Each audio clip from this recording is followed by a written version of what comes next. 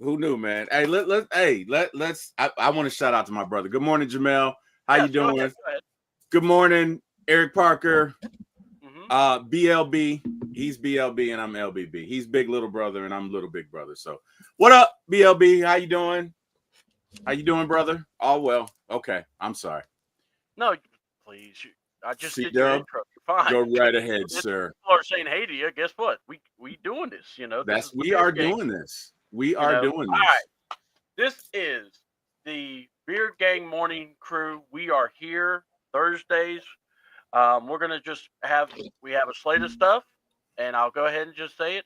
If you're asking for links to be dropped, please let's not worry about that because we have content that we're gonna go over. We hope y'all enjoy. Comments, please, because every comment will get read, and I do mean that. So I will definitely be keeping up with it after every segment we have. So just want to bring that up. And before we go into what our stuff is, let's go into the comments again. And we got King Richie in the Hey, house, fellas. Richie. Good. What's up, Richie?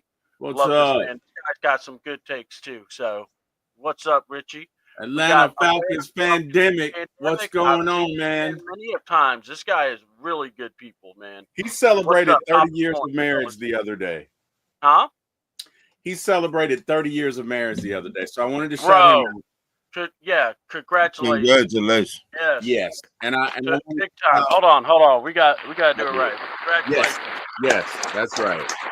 Congratulations. Yeah. Hey, I want to Man, shout out 30 one other years. person. Yeah, I want to So, shout out one other person, C Dub, and that Yeah. is Miss Leanne Loftus. You guys know Yes. her. Been dealing Yes. with a sickness, and she had a surgery yesterday. And hey, I just want to send a shout out, a prayer for her. She's been battling the big C for quite a while now. Yeah. She's chronicled her journey. I think she's a very brave young lady. And I just want to shout her out, man. So wherever you are, Leanne, I hope you're doing better. I hope the surgery went well. I want you to know everybody in Falcons land was praying for you. And hey, we just want you to be all right. And that's it. That's all. Oh That's yeah. what I got. When you're battling cancer, man, we want winners, and trust me, ringing that bell means something. So we're praying and believing for you. Yeah. And Atlanta Falcon pandemic. One love, fellas. Appreciate that. And then we got some praying hands emojis, so appreciate it. I love this community. We really do care for one another when called upon. All right. Well, let me get my everything going here because I had it all written out for me.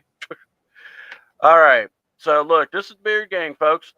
Now, before we get into our great debates, we're gonna have we're gonna have what we call the Beard Gang debate between.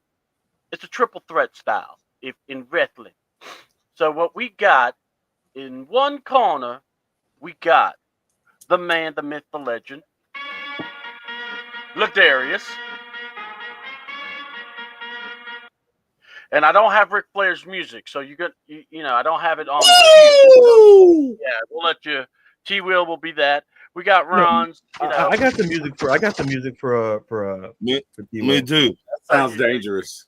Go ahead, that sounds dangerous. No, go ahead. What music do you guys have? No, go ahead. No, Ron, you go first. Ron, I'll let you go first with your music. What that music on The Simpsons? Will the clown be coming on there? Oh, you mean? Bingo, there you go, Ted. I'll give it an upbeat. There you go, Ted. It's T Will clowning around, but is he a clown? all around. It's T Will. You know, I did not set nothing up on that one. It is often the greats who are just not acknowledged by their peers. I understand. Wait, we're your peers? No, I don't think so. I understand. I use that term used loosely, by by I use it loosely. Like sleep paper. Yeah, that's but yeah. Okay, buddy. Yeah. Okay. All right. Hey, make a record, Timberland. Yeah, just go make another record.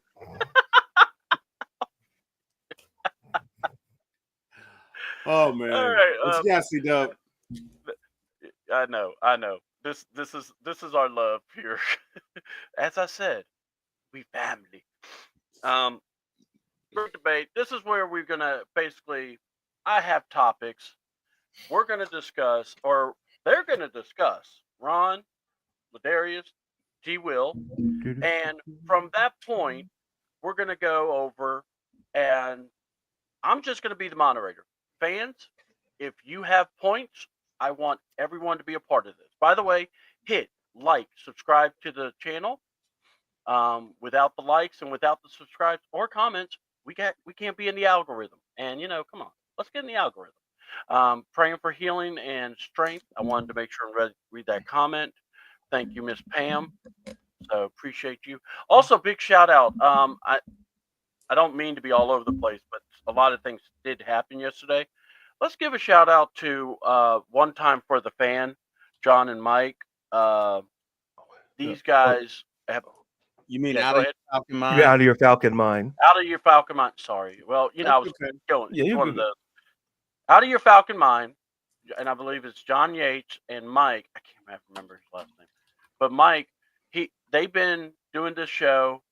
They recorded their last podcast. Man, it went over 4 hours, and so much love in that podcast was really amazing. I didn't get to watch it all, but I wanted to shout them out, congratulate. Hope all goes well for them. They were tremendous.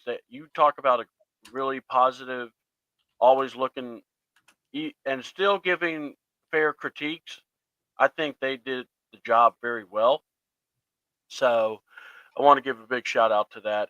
Terry, I believe were you on the show, or because I know you did something. So I did. I know you did something, D. Well, I know it was you. You I were know in the because I back. got the notification from your channel. I'm just messing with you. No, I made an appearance. I mean, they had a lot of folks on that show. Yeah, they did.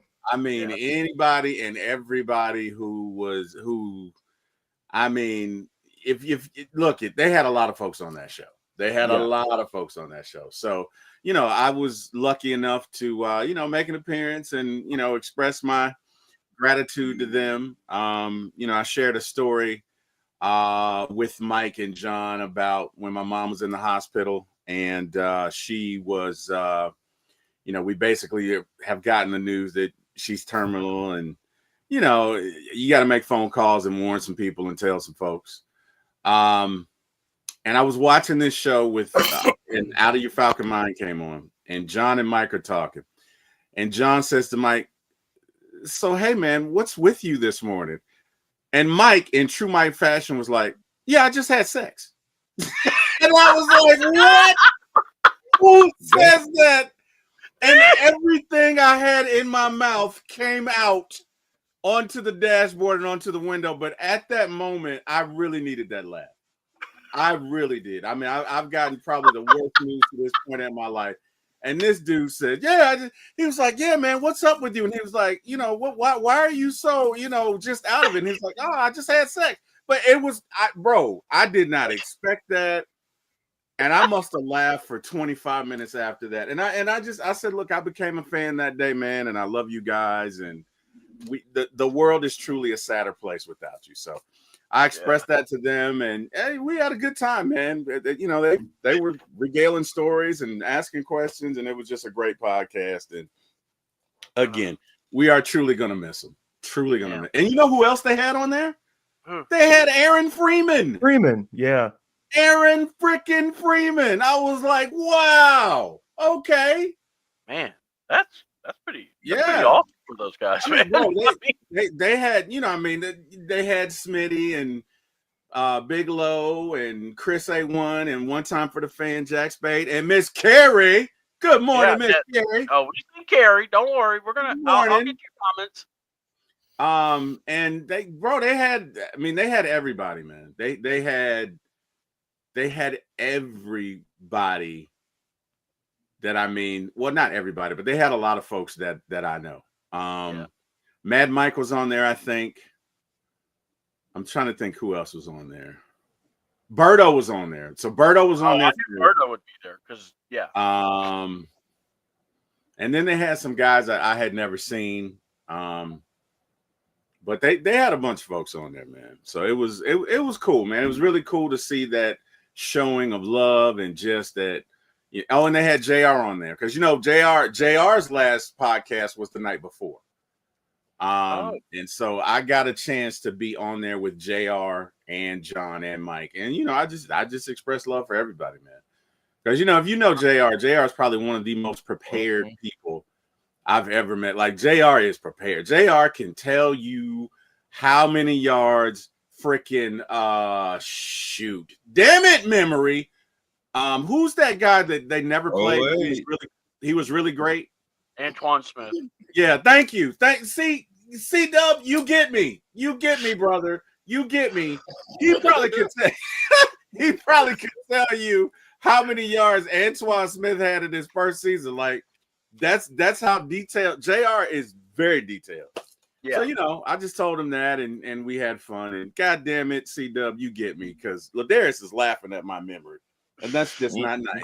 First of all, I wasn't even. First of all, you're already starting. Listen, Ron was laughing. Listen, if we're gonna do this, you're gonna get emperor petted today, because I wasn't even bothering you.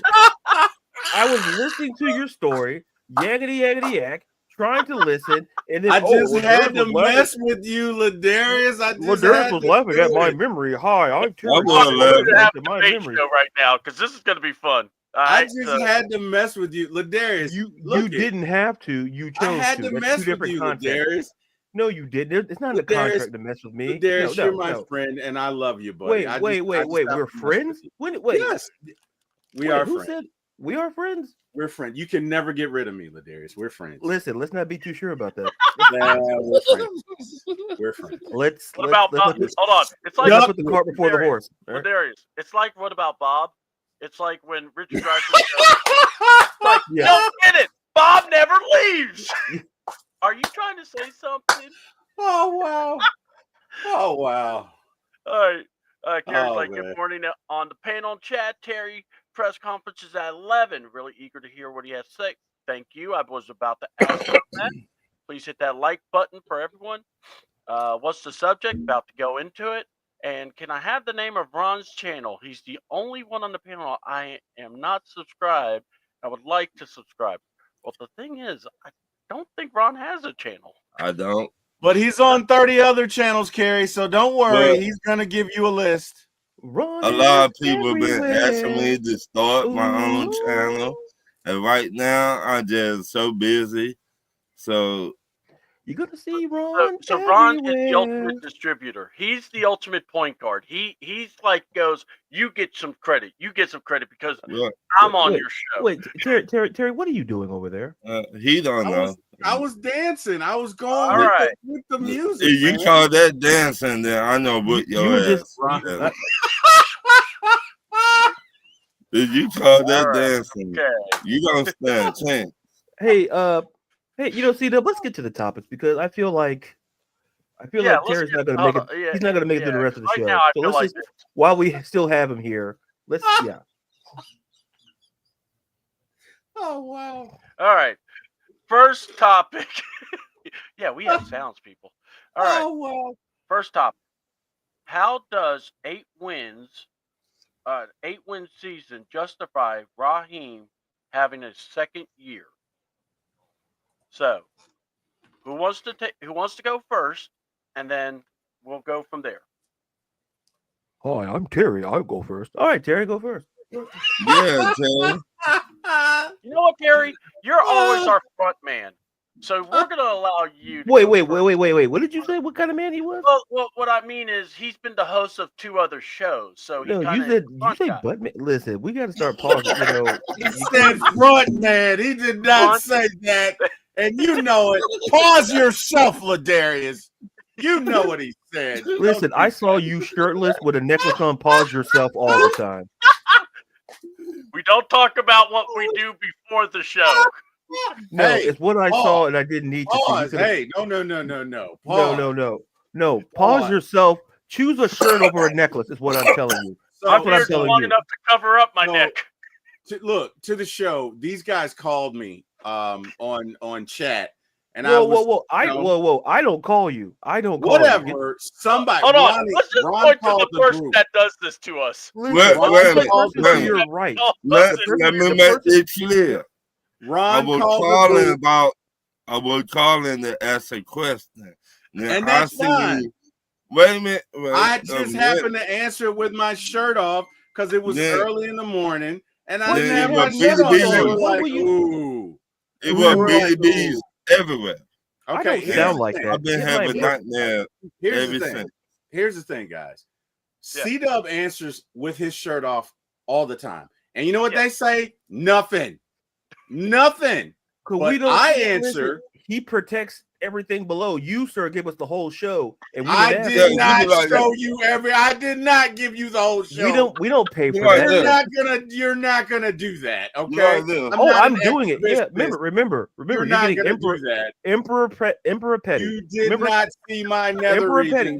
No, you woke me up with that nonsense. nonsense. You're gonna get it, pal. So whatever. You should have just left me alone and said, "Oh, hi, Darius." No, Darius is just laughing. And when I wasn't even laughing, you're getting Emperor Petty today. Can we get to the question? So, can we please tell Timberland to go? Yeah, he's got a studio appointment in about 2 hours. Let's do the question. All right, guys. All right. What's the question? 8-win season. Oh, is it a success? No. Yes. Or hold on. Let me make sure. No. Well, we can. All right. So we'll answer it 2 ways. How does an 8-win Well, first of all, 8-win season is it a success? But also, how does an 8-win season justify Raheem getting a second year? It doesn't justify. Well, okay. May I answer? Because he. Yeah. I was just rereading the question, sir. No. Let me apologize. No, I don't think it justifies him being here. I think the situation basically dictates that he's here, right? So no, 8 years is 8 wins is definitely a failure. We definitely had the talent to win at least 10. We had, talent was mismanaged, decisions were made, and it cost us at least 2 games. So I'll say that. But with that being said, with the offensive juggernaut that you have, if you hire somebody else, you bring in another head coach, you're going to take a step back and it's not worth it. This is the NFL. You do not keep groups of talent together forever. So in the moment, it is very important to take advantage of what you have. We have a litany of weapons, right? We got Drake. We got Mooney. We got Bijan. We got Algier. We got Pitts for now. We got weapons galore. And while you have that assembly of talent, it would not be wise to fire Raheem and bring another coach in here with another coordinator and another system that now the offense has to learn, and we take a step back. So the scenario dictates that Raheem stays, and hopefully Raheem learns and grows. Those are just my thoughts. Whoever's next, go right ahead. All right, I'm actually going to go to Ron. Is Raheem's first year or success, 8 wins, is it successful? And does he deserve a second year? Well, if you look at it like this, for the past 3 years, we cannot get over the hump with Arthur Smith, that guy. But by saying that, Raheem, we got over the hump with the 8 wins. So you just say it a success, but you just also say it a failure. Because the failure is Raheem came and said we're going to outrun the South.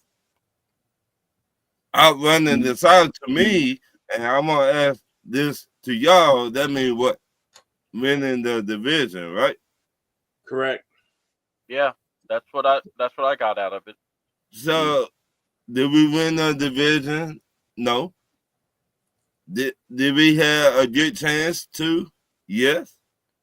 But we seen how all that broke down in the whole year. So, you just said 2 ways, in my opinion. Okay. All right, Ladarius. 8 wins. Obviously not, because we're 8-9. So 8-9 is a losing record. What I will say is this, and I think T will hit on the point that I think is very important. It's the concept of continuity. Because here's the thing, Raheem and the situations that we put. Listen, I'd argue maybe 3 games we lost because of his decision making. Nobody's just listen. We started the season 6-3, and everything was great. Kirk cut, but to me, what happened is when I believe after that Cowboys game, something. I still believe that Kurt was not 100% healthy. Agreed. Mm-hmm. So, and I'm not making any excuses for Raheem nor anybody on that coaching staff. Here's the reality. You can make a case. Maybe we should have put in Penix sooner. There's so many points people can make here. 8 wins is not a success because 8 wins means we have 9 losses. So obviously it's not a success in that regard. But what I will say is, I think what we saw Raheem's press conference, we saw somebody who, for the first time, I felt like in a while, we saw a little bit of humility. Mm-hmm. I think he understood that the expectation level. I think he saw that he fell short of what the fans expect, because we can understand our expectations is maybe not what the coaches' expectations are. So we don't know what they were expecting. Maybe they're saying it's not so much about win-loss, it's so much about progression. We don't know. We're not in those rooms. We're not in those meetings. But what I will say is, to button up this point, the future looks bright offensively. We have a triumvirate of Michael Penix Jr., Bijan Robinson, and Drake London. Mm-hmm. Now the question is, and I think I said this on the previous show, is how do we move forward this offseason with our defense? Because you could go a lot of ways. We have 5 picks. Do we try to get more picks? Do we try to pursue, like a Miles, get you unhappy defensive players? Do we go pursue them? Do we have the capital to do it? How are we going to handle Kirk Cousins? How do we handle our? So all in all, 8 wins numerically is not successful, but there is still positives to look at. Because listen, it's easy to focus on the negatives. It's super hard to focus on the positives. Mm-hmm. So those are my thoughts. All right. By the way, if you would like me to give my point of view, I don't have no problem with it. Give your opinion, C-Dub. We love you. We love to hear what you say. Oh man, this chat, boy, yeah. You guys. Yeah, if the chat wants me to answer any of them, just put it in the chat. I actually will answer. Or I will give my take. But I'm actually the moderator. I'm letting this is for these 3 gentlemen. But if you want to hear what I have to say, just put it in the chat, or just say, we want to hear you speak, C-Dub, or what you got to what you think, C-Dub, and I will answer. So that's all I'm going to say. Thank you, Ladarius, for giving examples. You said in the chat, pal. It's in the chat. Yeah, well, no. I want to. I'm trying to get. I want the look chat. No. Okay, I don't count. Got it. Okay, we can move forward. I want the chat to be able to go, hey, I want the chat to feel like they have a voice here too. No, I just put something in the chat, and yet so technically must be part of the chat. I haven't got to the point to read the thing. Give me a minute now. Golly. Whoa, I'm gonna shut up today. You know what? I'm gonna mute myself. I'm not gonna say a bleeping thing today. No, you're not, because you got segments that we must hear from you. Yeah, you would. Yeah, I can protest, pal. I think we learned it on this show. Protesting. But still, I was about to say, I really do need you. So. No, T will has the capacity. He could take over. Okay, here we go. Okay, he has the experience. Explain why I could not find a channel for Ron. Okay. Good morning, Carrie.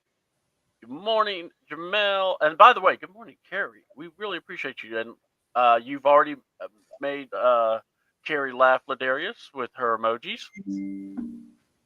Eric Parker, Dan Quinn won 8 games his first season, took us to the Super Bowl the next year. Okay, now I got to ask that point. So are you saying that we're going to go to the Super Bowl? And if so, is that a guarantee? Can I say something about that? Please? Go ahead, Ron, and then I'll continue with the comments. I don't think Dan Quinn took us to the Super Bowl. I think everybody forgot Shanahan challenged Matt Ryan during the offseason. Well, they got into it and all that stuff. So Shanahan took us to the Super Bowl because he challenged Matt Ryan to play better and look at the whole field.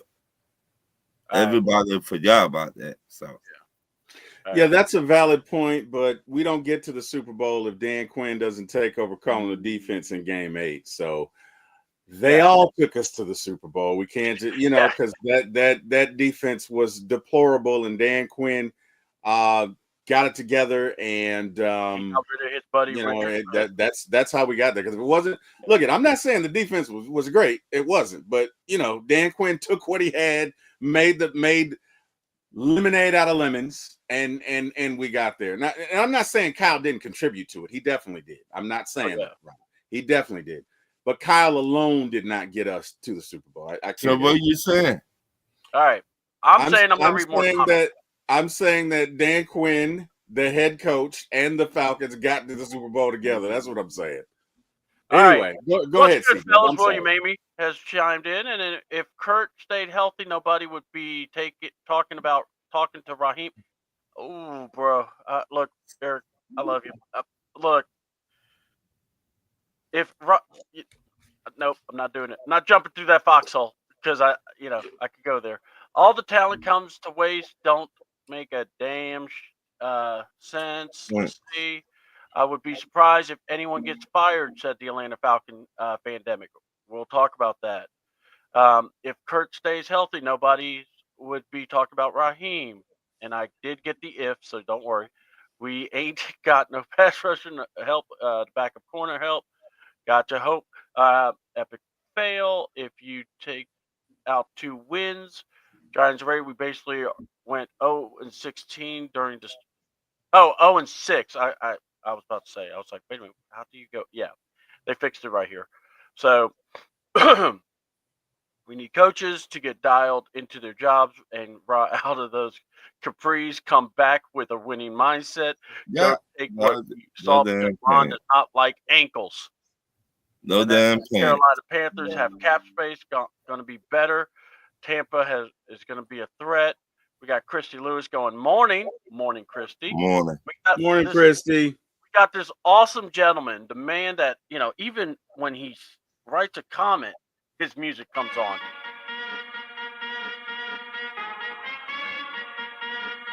It's almost like The Rock. It's like, when if you smell, well, now that's going to be as epic as you smell what The Rock is cooking. Wait, what's the other one? Whoa! That was too much tongue. Stop that. Stop it. Anyway, pause, Ladarius. What is up with you today? Pause you. We didn't need. It's a morning show. We didn't need that. We love C-Dub. Speak by April, and we know April's ghostwriter abilities. And Ladarius saying speak. We've got. Are you saying April writes Ron's lines? Is that what you're saying? Are you saying April writes Ron's lines? No. I don't believe April would write Ron's lines because Ron is an original artiste. So Ron writes April's lines, is what you're saying? No. Okay. I see there. I see. First season 2. Hey, I remember those. Morning, Christy. Tiff. Yeah. Finally get a Tiff Brains up in here, folks. I'm sending you a hug, Tiff. I hope you're doing all right. Shout out to Tiff. So glad to see you, Tiff. Miss you. Shout out to Tiff. Good morning, Tiff. Yes, Jimmy Lake got to go. All right. I agree with William. I agree with that. So, okay. I will say it this way. 8 wins is not a success. It's a failure. All right? And after all the talk Raheem did, I felt that put him in a bad spot. And in my view, the magnifying glass needs to be even more if nothing happens this year. And my feeling is, if I don't want to see him be fired after, midway through the second year, because it can happen. So then we still starting over again. So my thing is this: we need to find out what kind of man and coach Raheem is, as in, how does he pivot? What does he change? If he changed anything, because remember, he was fully bragging about how he wasn't going to play anybody. He was talking about how no one was going to get, we're not worrying about preseason. We're not so we're not going to see Penix. We're not going to see Bijan. We're not going to see anybody. So, and if you try to, mess with the offensive line, how's that going to work? Because we're talking about potential savings in the salary. But that's just my quick thoughts. All right. Now, we're going to ask this question. Who should be fired? I know it was written differently, but I'm changing it up. Who should be fired? And I have 4 options. You can add the 2 guys that were not on here, because I didn't want to write all their names out. Rich McKay, Terry Fontenot, Raheem, Arthur Blanks, and then I'm going to say you could put in Jimmy Lake, you could put in Zach if you even want to, but I'm just saying, or if you want to fire the Water Boys. So you could put a combination. It doesn't have to be one, but you have to say, why are you firing these? So I like the Water Boys. What did the Water Boys do to you? They have a great show. What are we talking about here? Why are we firing the Water Boys? I love Trey and B. Rich. What are we talking about? I'm not messing with the guys that are the blood pressure birds. Oh, you're talking about the little Water Boys. Those guys are good. I got it. I'm talking about the Water Boys that just squirt in the mouth without even asking if you want water. Pause. Okay. Cool. Anyway. Okay. Pause. So, sheesh. All right. It's a family show. Who wants to be the first to address it? All right, Ron, you got your finger up? So we're going to let Ron start this segment. Rich McKay should have been fired a long time ago. But that, because I just feel like Rich McKay don't know his left from right. By me saying that, Jimmy Lake, come on down. Come in. Everything you got. Everything. Come on down. You need to be scored.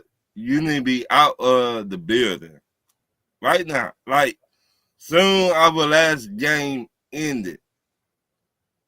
You should not have came back to Atlanta. We should have left you there in Washington. Or, no, in Atlanta. My bad. I told you to come on. I don't know where you're going, but you got to get the F out of here. Because the way you called the defense that last game, you signed your resume. That was awful. And for Raheem to put you in the hot seat like he did, so it go back to what you just said. See, Raheem, you're on the hot seat next year because what you just did to your best friend or your boy, Jimmy Lake. So you know he wasn't no good at calling defense. And you let him show what he had in the chamber. So there were Rich McKay and Jimmy Lake need to be out of here. ASAP. ASAP. All right. We're going to go to Terry. What do you say? I agree that Jimmy Lake probably needs to go. If for nothing else, then that last game, the players just kind of seemed like they were like, we're over it, you know. And look, I don't know. Look, Jimmy, has been a head coach at UCLA, and he's probably forgotten more about football than I'll ever know. So I'm not a coach. I do not profess to be a coach, but what I will say is that his influence did not seem to set a winning environment. I didn't agree with a lot of the calls, and he was not willing to make the necessary changes until the bye week. And so, yeah, I think Jimmy needs to go. I think we need a new D coordinator next year. As far as Rich McKay, I don't even think Rich McKay has anything to do with the Falcons side of the building. I think he's Atlanta United now. At least that's what his title says. So I don't have an issue with him. I think Terry and Raheem, I'm thinking about Rakim. Sorry. Freudian slip. Anyway, Rakim will say peace. You young folk don't know anything about Rakim. I can actually see Raheem actually thinking he's like that. Yeah. Rakim will say peace. Yeah. Anyway, I don't know, man. I don't know where my mind went there. But no, in all seriousness, I think Terry and Raheem deserve a second go round. If for nothing else, then we have this offense in place. Raheem did draft Penix. Penix is going to be phenomenal. I think this offense next year is going to be phenomenal. And I think Raheem's task is to find, first and foremost, a very good defensive coordinator. And let's put this hodgepodge defense together because we don't have a lot of money. We're going to have to make some decisions. We're going to have to, cut some guys. This defense is going to look totally different next year. And he's going to need to put something together great. But if we can get just adequate defense with this offense that we have, we should not only make the playoffs, but make a deep run. So those are my thoughts. I think that the only one to go or be voted off the island is Jimmy Lake. And to my counterpart, Ladarius Brown and his band of renown. Hey, man. I don't know. It's written in the deal.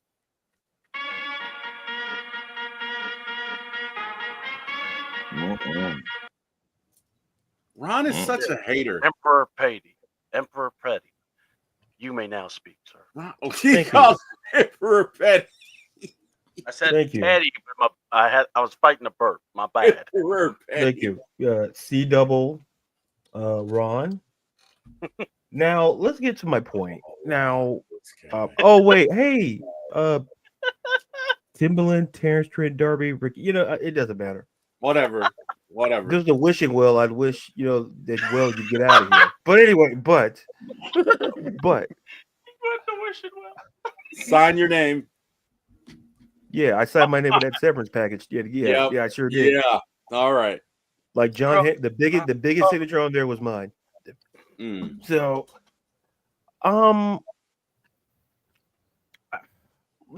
Rich, like I say, I'm not too sure. Like he's still on the Falcons website, Rich McKay is, but I'm like T. I think he's more with I think he's more on that side. But what I will say is this: is that Rich McKay has been a part of the organization since 2004. So this year would be he celebrated 20 years with the organization. Mm-hmm. So in that time, there's been not including interim coaches Emmett Thomas and Raheem Morris was the interim coach. We've had 6 full-time head coaches on this team under Rich McKay. Mm-hmm. Only 2 of those coaches had winning records. So we had Jim Mora, Bobby Petrino, Mike Smith, who went 66 and 46, Dan Quinn, 43 and 42, Arthur Smith, and then Raheem his first season going 8-9. I'm a big believer of if we're complaining about the same things, you have to look for people in the organization who's been around long enough. Now, I think Rich McKay is he's a very influential person. He's very, we know his life. We know who his father is. We understand that we get all of that. But, if he's still part of the Falcons decision-making group, I think it's time to kind of move on from that. And like I say, I don't know if he still is or not, but I'm going by if they haven't updated their website, that's not a me problem. That's a their problem. But he's still on the Falcons website. He's been there since 2004. You look for people, if we're still complaining about certain things, we look for the guy who's been in the longest. And if things haven't improved, Rich McKay's been there 20 years. So it's easy to go. Listen, it's easy. Listen, we need to get rid of Jimmy Lake for this reason. Teams are firing their defensive coordinators, and there's only so many defensive coordinating candidates out there. So if there's 10 openings and there's 5 good candidates, guess what happens? We may have to, we stay in the, because listen, Steve Wilkes is in the building, but also like I get Mateo's point to keep him away from that. That's my point. Keep him away from if you keep Rich McKay, leave him out of the decision-making process, because we've seen 6 head coaches under his, whatever. But going back to Jimmy Lake, if we move on from Jimmy Lake, we have to do it ASAP, because we understand teams have fired their coaches. They're looking to build their staffs. We're looking at guys like, like Ron mentioned the other day, like Steve Wilkes is out there, Robert Saleh, who's a head coaching candidate's out there. There's so many opportunities out there. There's only so many candidates. So my biggest thing is, get rid of Jimmy Lake. Do it if you do, because there's no guarantees. I think I said it on the other day.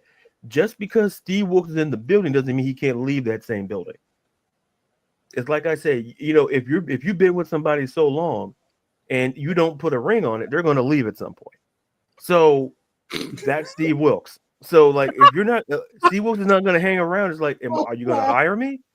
He's going to move on, because that's time wasted. So those are my thoughts. I'm surprised C-Dub didn't hit him with the I was too busy laughing.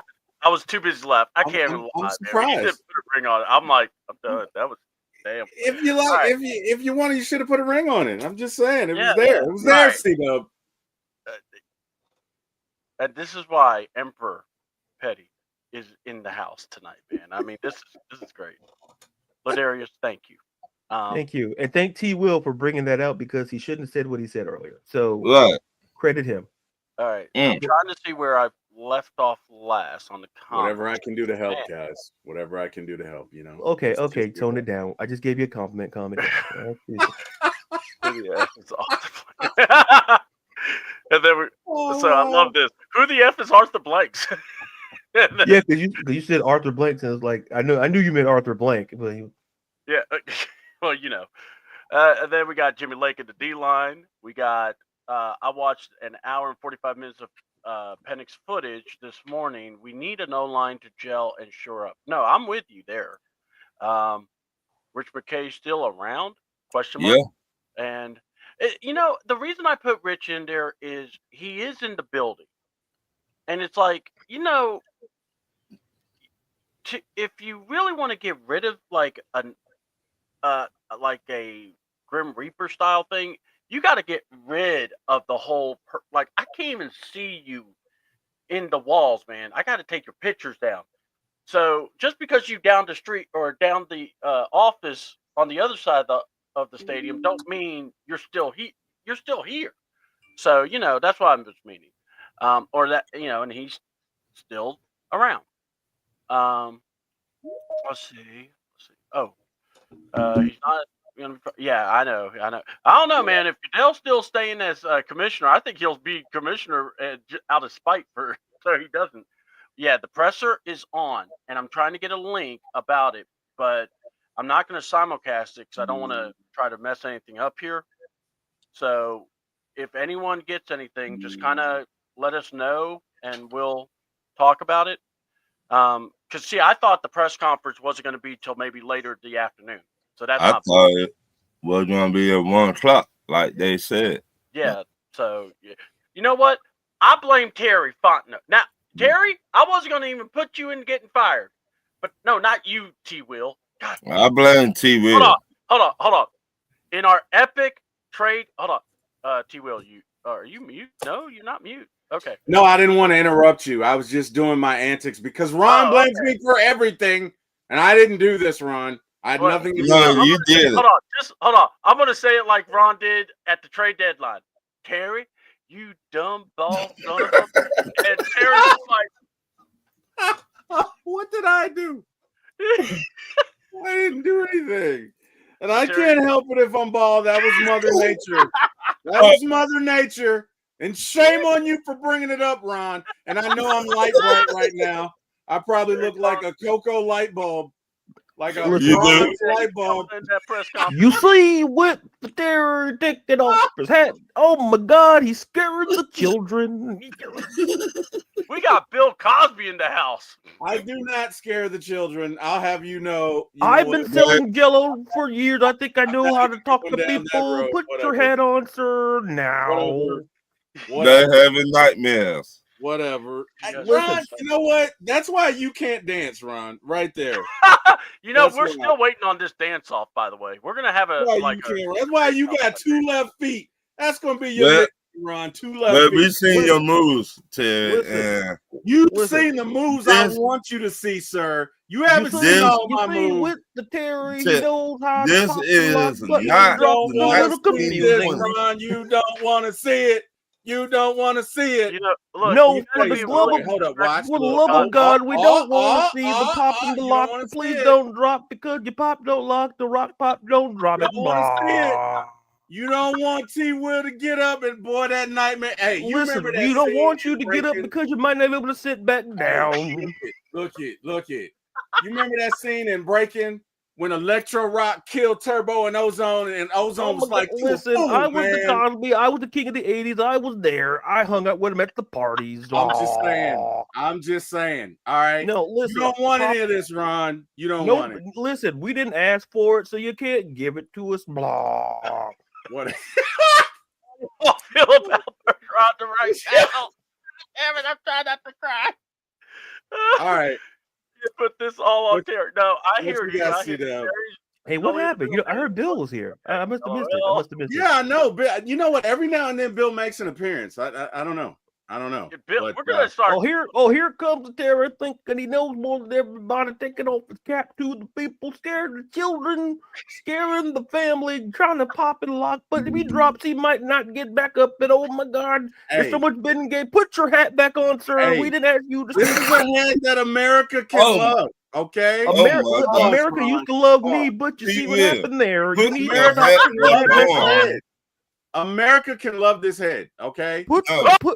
Pause. Whoa, triple pause, option right, skedaddle, boogaloo to the right. Put your hat back on immediately. I'm afraid to dance because he got bad hip. No.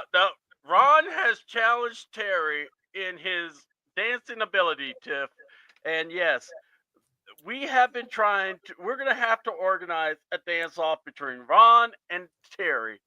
Look, and eventually, when we do, it's gonna go down. So just letting it know. It's gonna. I don't want Ron to be embarrassed by a damn near 55-year-old. Like, dude, I'm on. We know the oldest guy on the set, leather helmet. Well, when we do have the dance off, he's gonna be at hospital on standby. There's gonna be a birthday party for T Will, and we're gonna do a dance party, and Bill Cosby's gonna MC the thing because it's just gonna be epic. Everybody! You thought I was gone? I'm back. It's the cause. Just stay away from the punch. Goodness. Hey, listen, if you get the punch, I suggest you staying away from it because the major jumping in the punch. So you want the punch, you got to bring your own. We had Grady Hospital on standby, like in another room. You know what? All right, put that on Greg Beatles. He signed off on every. Okay, I'm liking this. See, this is why I'm wanting y'all to be a part of this, the crowd, because you could give us some names that we haven't thought of. Bless you. Gesundheit. Back out on that one. Say it. All right, Terry. We know you know many languages. All right, Jesus Christ. Greg Beetle again, the president of the Falcons, is the new Rich McKay. I love it, y'all. I want to see some pop. Whoa! I want to see pop locking. Oh boy, they want to see it. The people want to see it. The people have spoken.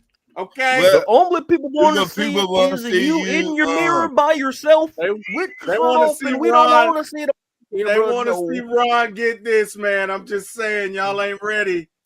No, listen, you're going to be ready for a medical hospital room if you don't stop moving your muscles that way. I'm trying to tell y'all, Grady Hospital. Oh God! I'll be in the next room. Oh, by the way, get your Jello now. Wait a minute. Right. I'm near God, what is that? Grady Hospital. I'm near Piedmont out here. I'm near Piedmont and That's even better. You even need it. All right, look. I got to take back control of my show. Thank you. So, who, when hiring a coaching staff, who should be the one making the decisions and why? Should it be the GM and head coach combo? Or should it be the GM? Or should it be the head coach? Like I said, answer and why. And we're going to actually let the Emperor himself, we're going to let Mr.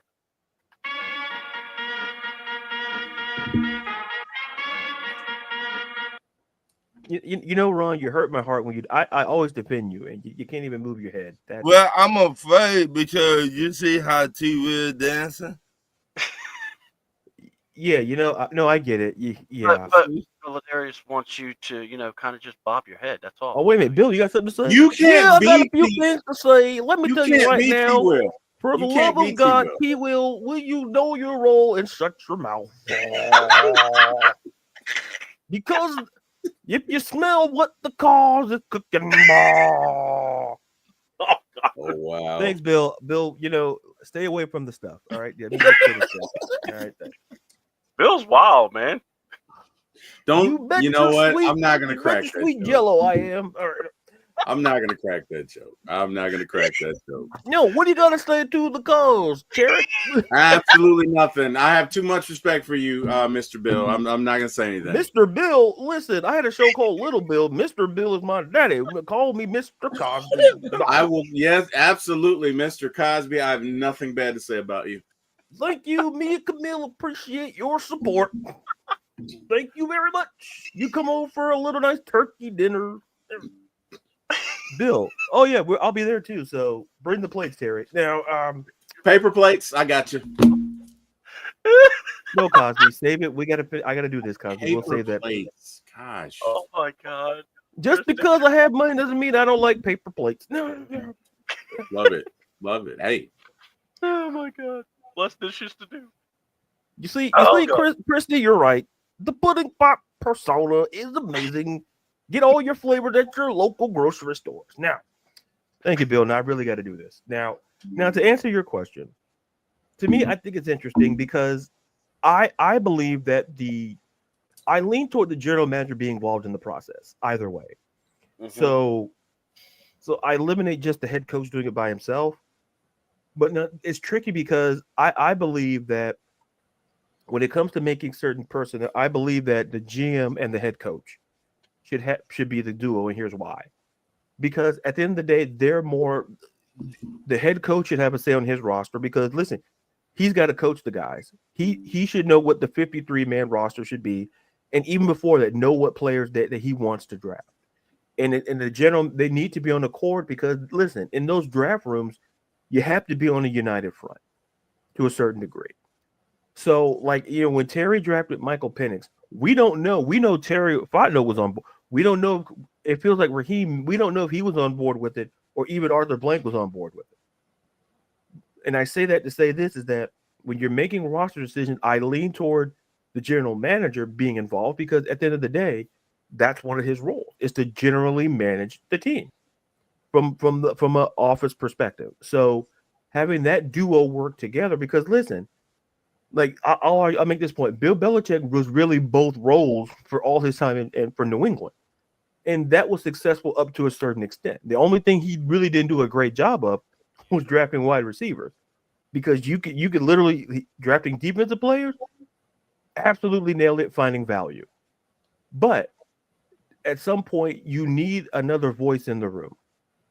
And I feel that in looking at Terry and Coach Raw, like I said, give them a chance to get this right.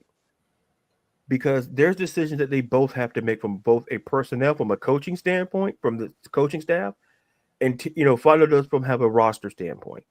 and they both need to be in accord on that, because if one person is not agreeing with the other, it's going to be shown. It's going to show on the roster where the differences are. But I just believe in totality. I believe that the general manager should be involved in the process to a certain extent, because those two are going to be working together a lot more than, say, the GM and the owner, like who has to. So they're going to be working together a lot. So I just feel like that's the situation. Have them two making decisions to that certain extent. Okay. All right, Ron, go ahead, brother. I with Ladarius, the GM and the head coach got to be together on the same page. If you're not on the same page, it will not work out well for you. You got both of y'all got to come together and to find out what you want to do with this team on offense and defense. Yeah, y'all glued to the hip, what T. Will would say.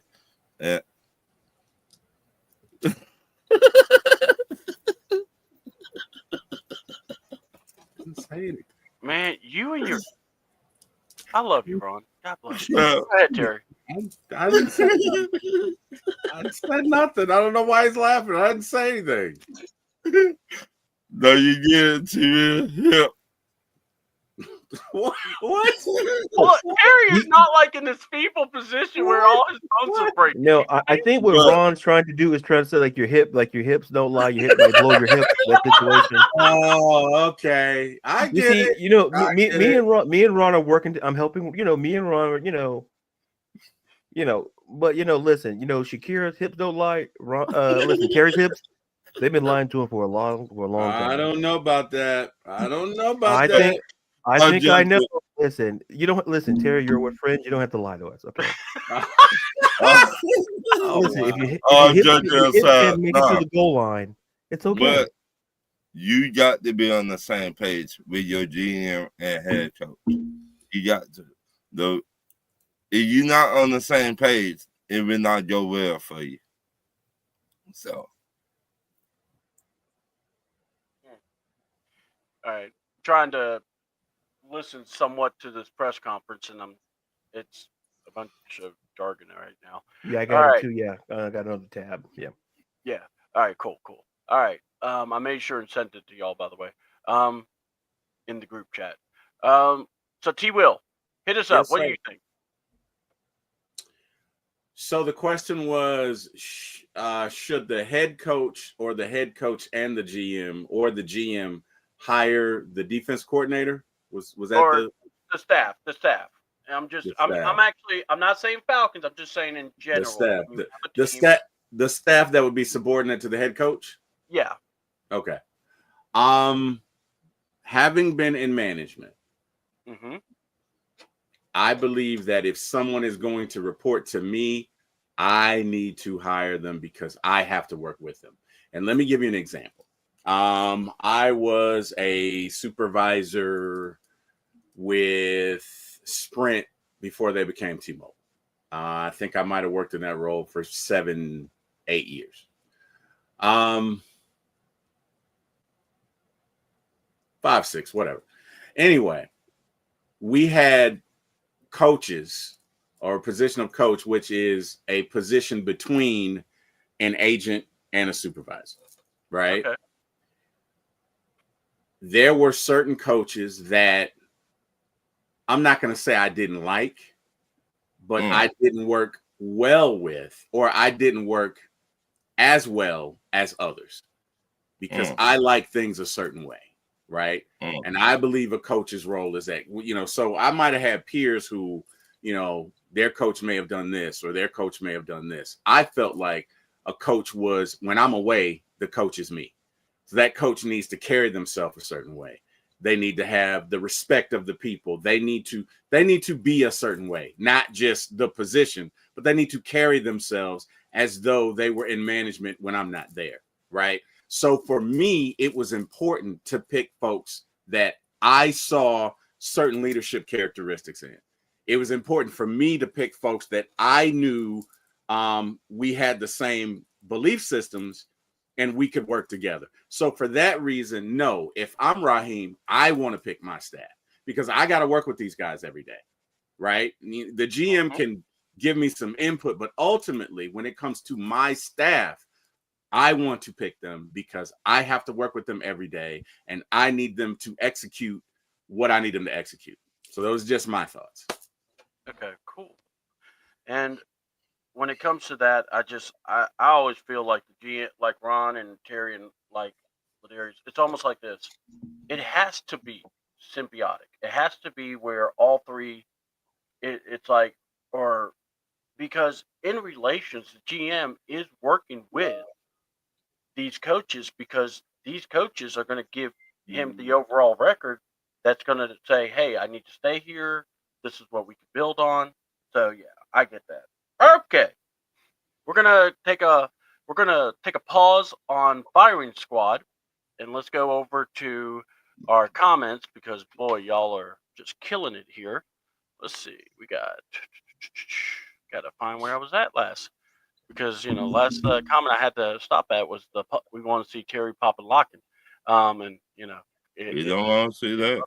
It interrupted, guys. So give me a second here.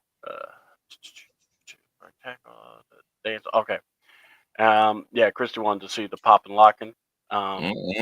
So we also had Tiff giving some laughs. We had Jamel saying head coach. Jamal, I'm sorry. I didn't say Jamal. My bad. But Darius, you are the Pudding Pop persona. Bringing back the Pudding Pops. I appreciate your support. Thank you very much. You guys have a blessed day. Stay warm. Stay safe. TTYL. And yeah, especially with the cold front. It's going to be cold, but don't worry about all this snow talk. Because like I said, with Georgia, if it snows, just be shocked. That's all. That's what we have to be. It's funny how people go wild. The journalist just asked Terry, what is his role? Yeah. I need to know the answer. A lot of clowns in the live chat for the press conference. Yikes. It is. If you go look at the live chat to that press conference, it's like every fifth it's like multiple clown emojis. And I'm like, oh, okay. Because I was about to say, well, I know that Jesus. Raheem didn't they didn't have Steak or Zeno at the press conference because John Harris was saying that, or how mad he was because those two should have been there because they usually bring the fire and the accountability. Right. So I'm wondering if they're there. They say Mark's in there. Yeah, he's there. Oh, good. Yeah. Mark in his two X small shirt needs to be there so he can, have his questions. Listen, I'm a big man. I need a bigger shirt. But listen. Yeah, I know. I feel the same way. Yeah, to each his own. Like I try to get the next size up, just when you're washing, but that's yeah. But Zeno, it's like, oh, it's like, okay. I have a question. Like, whoa. So before we end off the great beard debate, let's go ahead and just ask this question to the panel. Who is your MVP of the Atlanta Falcons and why? I want to go to T. Will. Who is your MVP of the Atlanta Falcons and why? It's got to be Bijan, sir. He was consistent. Well, I mean, if you wanted to look at defense and offense, it'd be Bijan on offense and Jesse Bates on defense. But I mean, if we just have to have one, it'd be Bijan. Bijan has been consistent all year. He's a great runner. He's a great pass catcher. He's an excellent blocker. And he just embodies all of the qualities that you want in a leader, all of the qualities that you want in a first round pick, all of the qualities that you want in Atlanta Falcons. So yeah, for me, it's Bijan. Okay. Let's say, Ron, what do you say? I say Drake London. He got 1,000 yards this year. 1,000 yards. That not every wide receiver to get to 1,000 yards. And he's still growing as a wide receiver. I think he's third or fourth in top wide receivers right now in the NFL. They're hard to do. So give me Drake London. Okay. Ladarius, what say you? Everyone's saying, I'll be different. You guys, I agree that Bijan and Drake. I think I'm gonna go. I'm gonna go with Zach Robinson because given what because we gotta understand, Kurt looked very, very good early on this season, and that was because I felt Kurt was somewhat healthy. And listen, this all to me circles back to Kirk Cousins' health. Was basically the crutch of this season. And when he was healthy, we were 6-3. The offense was looking great.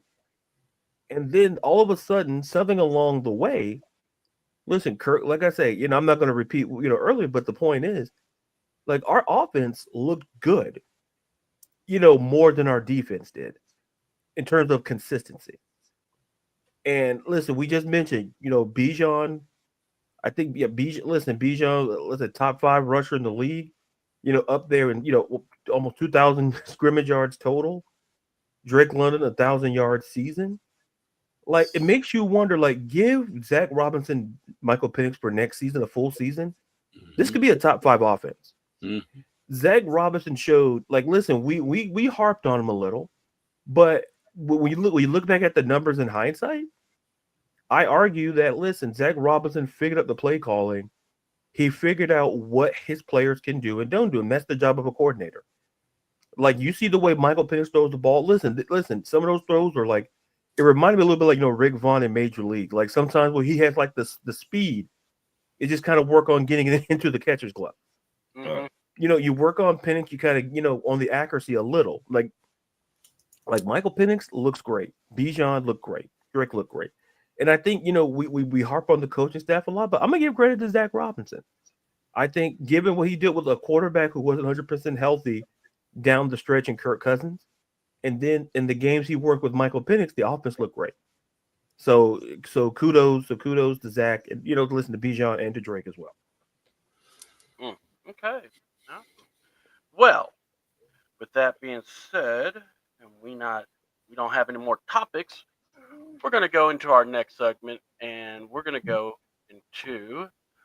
lay it down with Ladarius Brown, as I was trying to hold off a cough. And by the way, one comment, Chris said he's confirming everything I said on the Ladies Birds on AFN. Fans need to understand how the Falcons operate on the business side of the ball. We'll discuss that in a little bit there. All right. Because right now the hot topic is Terry's presser right now. So, but yeah, we're going to talk, laying it down with Ladarius Brown. I know y'all are probably looking, going, well, what's going on? Well, that's not for me to decide. That's for this man to decide.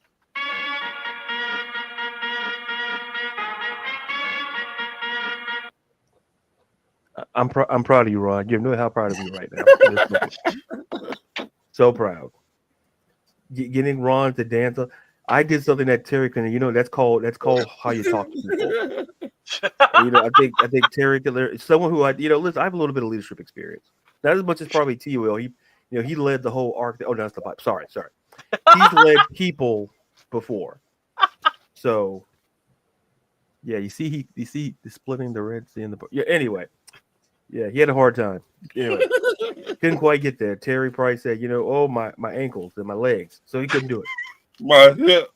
Yeah, they didn't have bicycles they didn't have golf carts back then. We could have it was just they had horses though, but that trying to get up on the horse too, man, you hate to see it. This particular laying it down, it'll be a little bit of non-Falconry topic. We'll get back to the Falcon talk shortly, but listen, we're in the play. We're talking playoffs now, and 6 playoff games coming up. Just cover some quick things about each. Wild card weekend. Bless you. Bless. Yeah, we don't have to say Gesundheit or some people around here got to speak another language. But anyway. Yeah. Look down. That's about right. Now. So let's throw the AFC side here. Let's talk about the Chargers who entered this as the 5th seed facing the 4th seeded Houston Texans. Now this matchup, you look at it, it's kind of like you look at the Texans season, you're like, yeah, but let's talk about the game itself. this Chargers defense has been great all season under Jesse Minter. They have the third fewest first downs via the pass with 170. So their pass defense has absolutely been fantastic. And their offense, they've scored 30 plus points in their last 3 games. So in 3 straight games, the offense find the momentum at the right time of year. So and for Houston, listen, Houston's in the top 5 in the fewest passing first downs allowed per game as well. So it's going to be interesting to see what goes on because how the run game could be a factor with the Chargers, J.K. Dobbins. And listen, no one's talking about the year Joe Mixon's having there in Houston. Leaving Cincinnati and going there and taking the share of the load on the run game there. So that's something to kind of look out for the run game and see which passing offense can kind of get the advantage. Now, shifting gears, for the third and final time this season, we get the Steelers and the Ravens. Now, Steelers entered as the 6th seed and Baltimore is the 3 seed. Listen, for Baltimore, that Derrick Henry guy is pretty good. Tied for first in broken tackles on rushes with 58 as a team, but majority of that belongs to Derrick Henry and how they run the football. Now, you look at Pittsburgh, they run the ball a lot too. They're fourth in rushing attempts at 533. So they lean heavily because they're in the bottom 5 of the league in passing attempts, but they're in the top 5 in running the football. And listen, Arthur Smith, as we know here in Atlanta, he likes to run the football. And so to me, the key for both teams is once again, similar to the first game, is listen, both teams can pass the ball very well. Russ kind of found like a mini resurgence there in Pittsburgh. And Lamar having an MVP-esque season, throwing the football statistically better, almost a 10-to-1 touchdown to interception ratio. So it's going to be interesting to see how the passing game gets them on because we know both teams can run the football, but we're going to see when it comes to third and long situations which team can pass the ball and move the ball down the field. Now, our final game in the AFC to talk about is the Denver Broncos. The 7th-seeded Denver Broncos traveling to Buffalo to face the 2nd-seeded Buffalo Bills. We look at this matchup. Listen, for Buffalo, 32 rushing touchdowns. James Cook leads the league in the NFL. Leads the league with 16 rushing touchdowns. Josh Allen has 12. That basically means both of those guys combined account for 87.5% of the team's rushing touchdowns this season. Dang. So if they're in the goal line, one of those 2 guys are going to likely be the one having the ball in their hands crossing the line there. So doing a great job there. You look at Denver's defense under Vance Joseph, who he's getting some head coaching looks as well. Vance Joseph's defense, third fewest points per game at 18.3.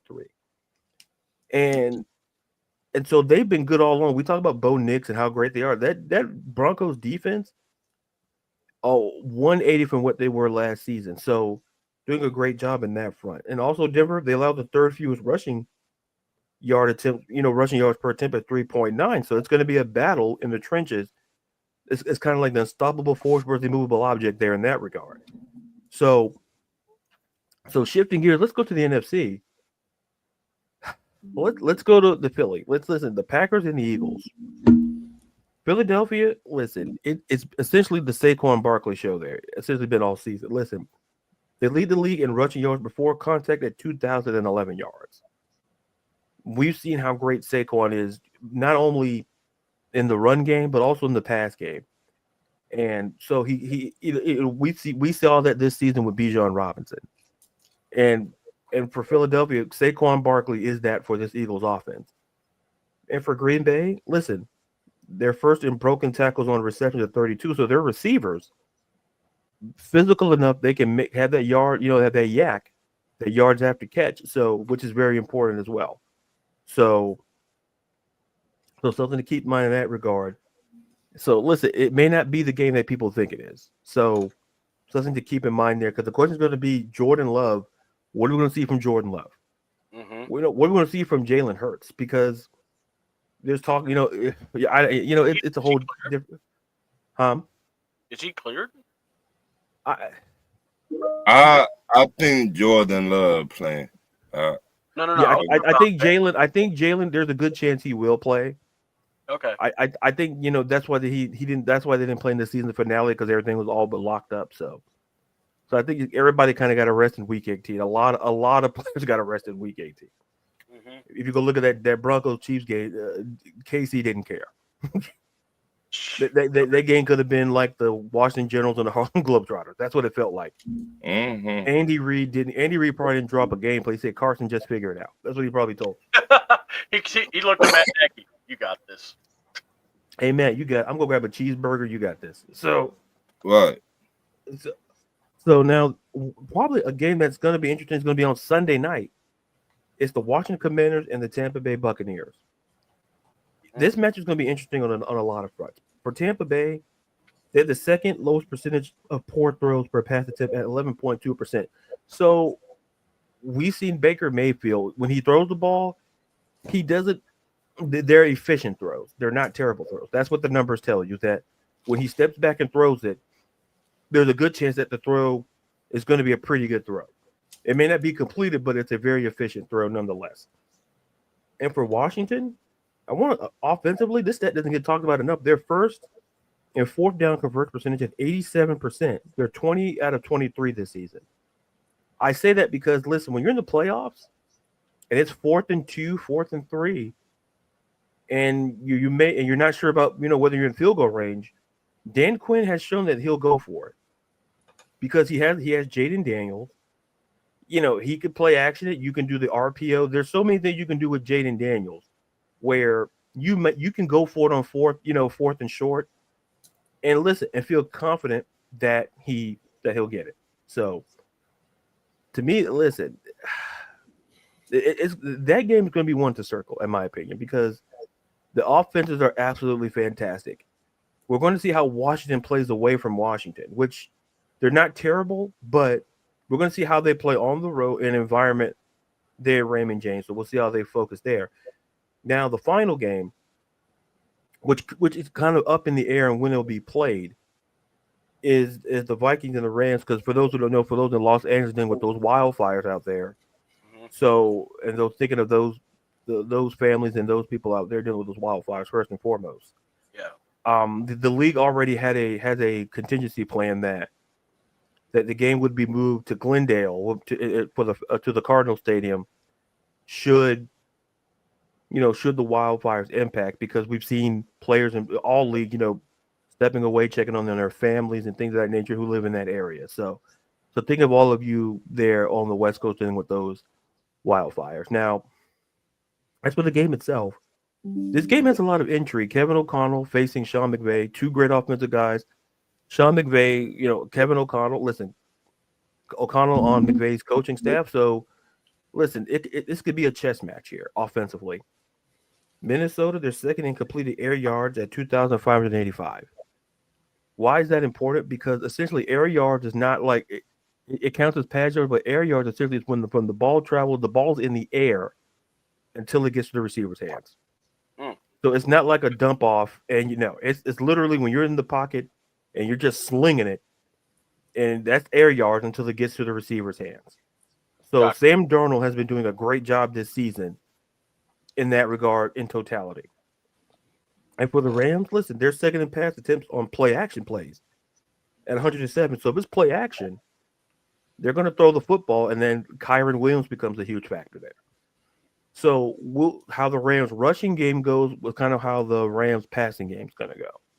And for Minnesota, I'm pretty sure they're looking to bounce back after their Week 18 performance against the Lions.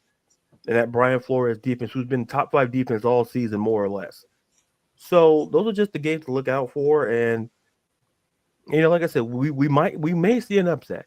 I'm not, you can make a case. So just because you see huge favorites if you're doing listen, it's one of those games where, listen, if you do prize picks, that might be the way to go. If you're trying to go to Vegas and bet it, I don't know.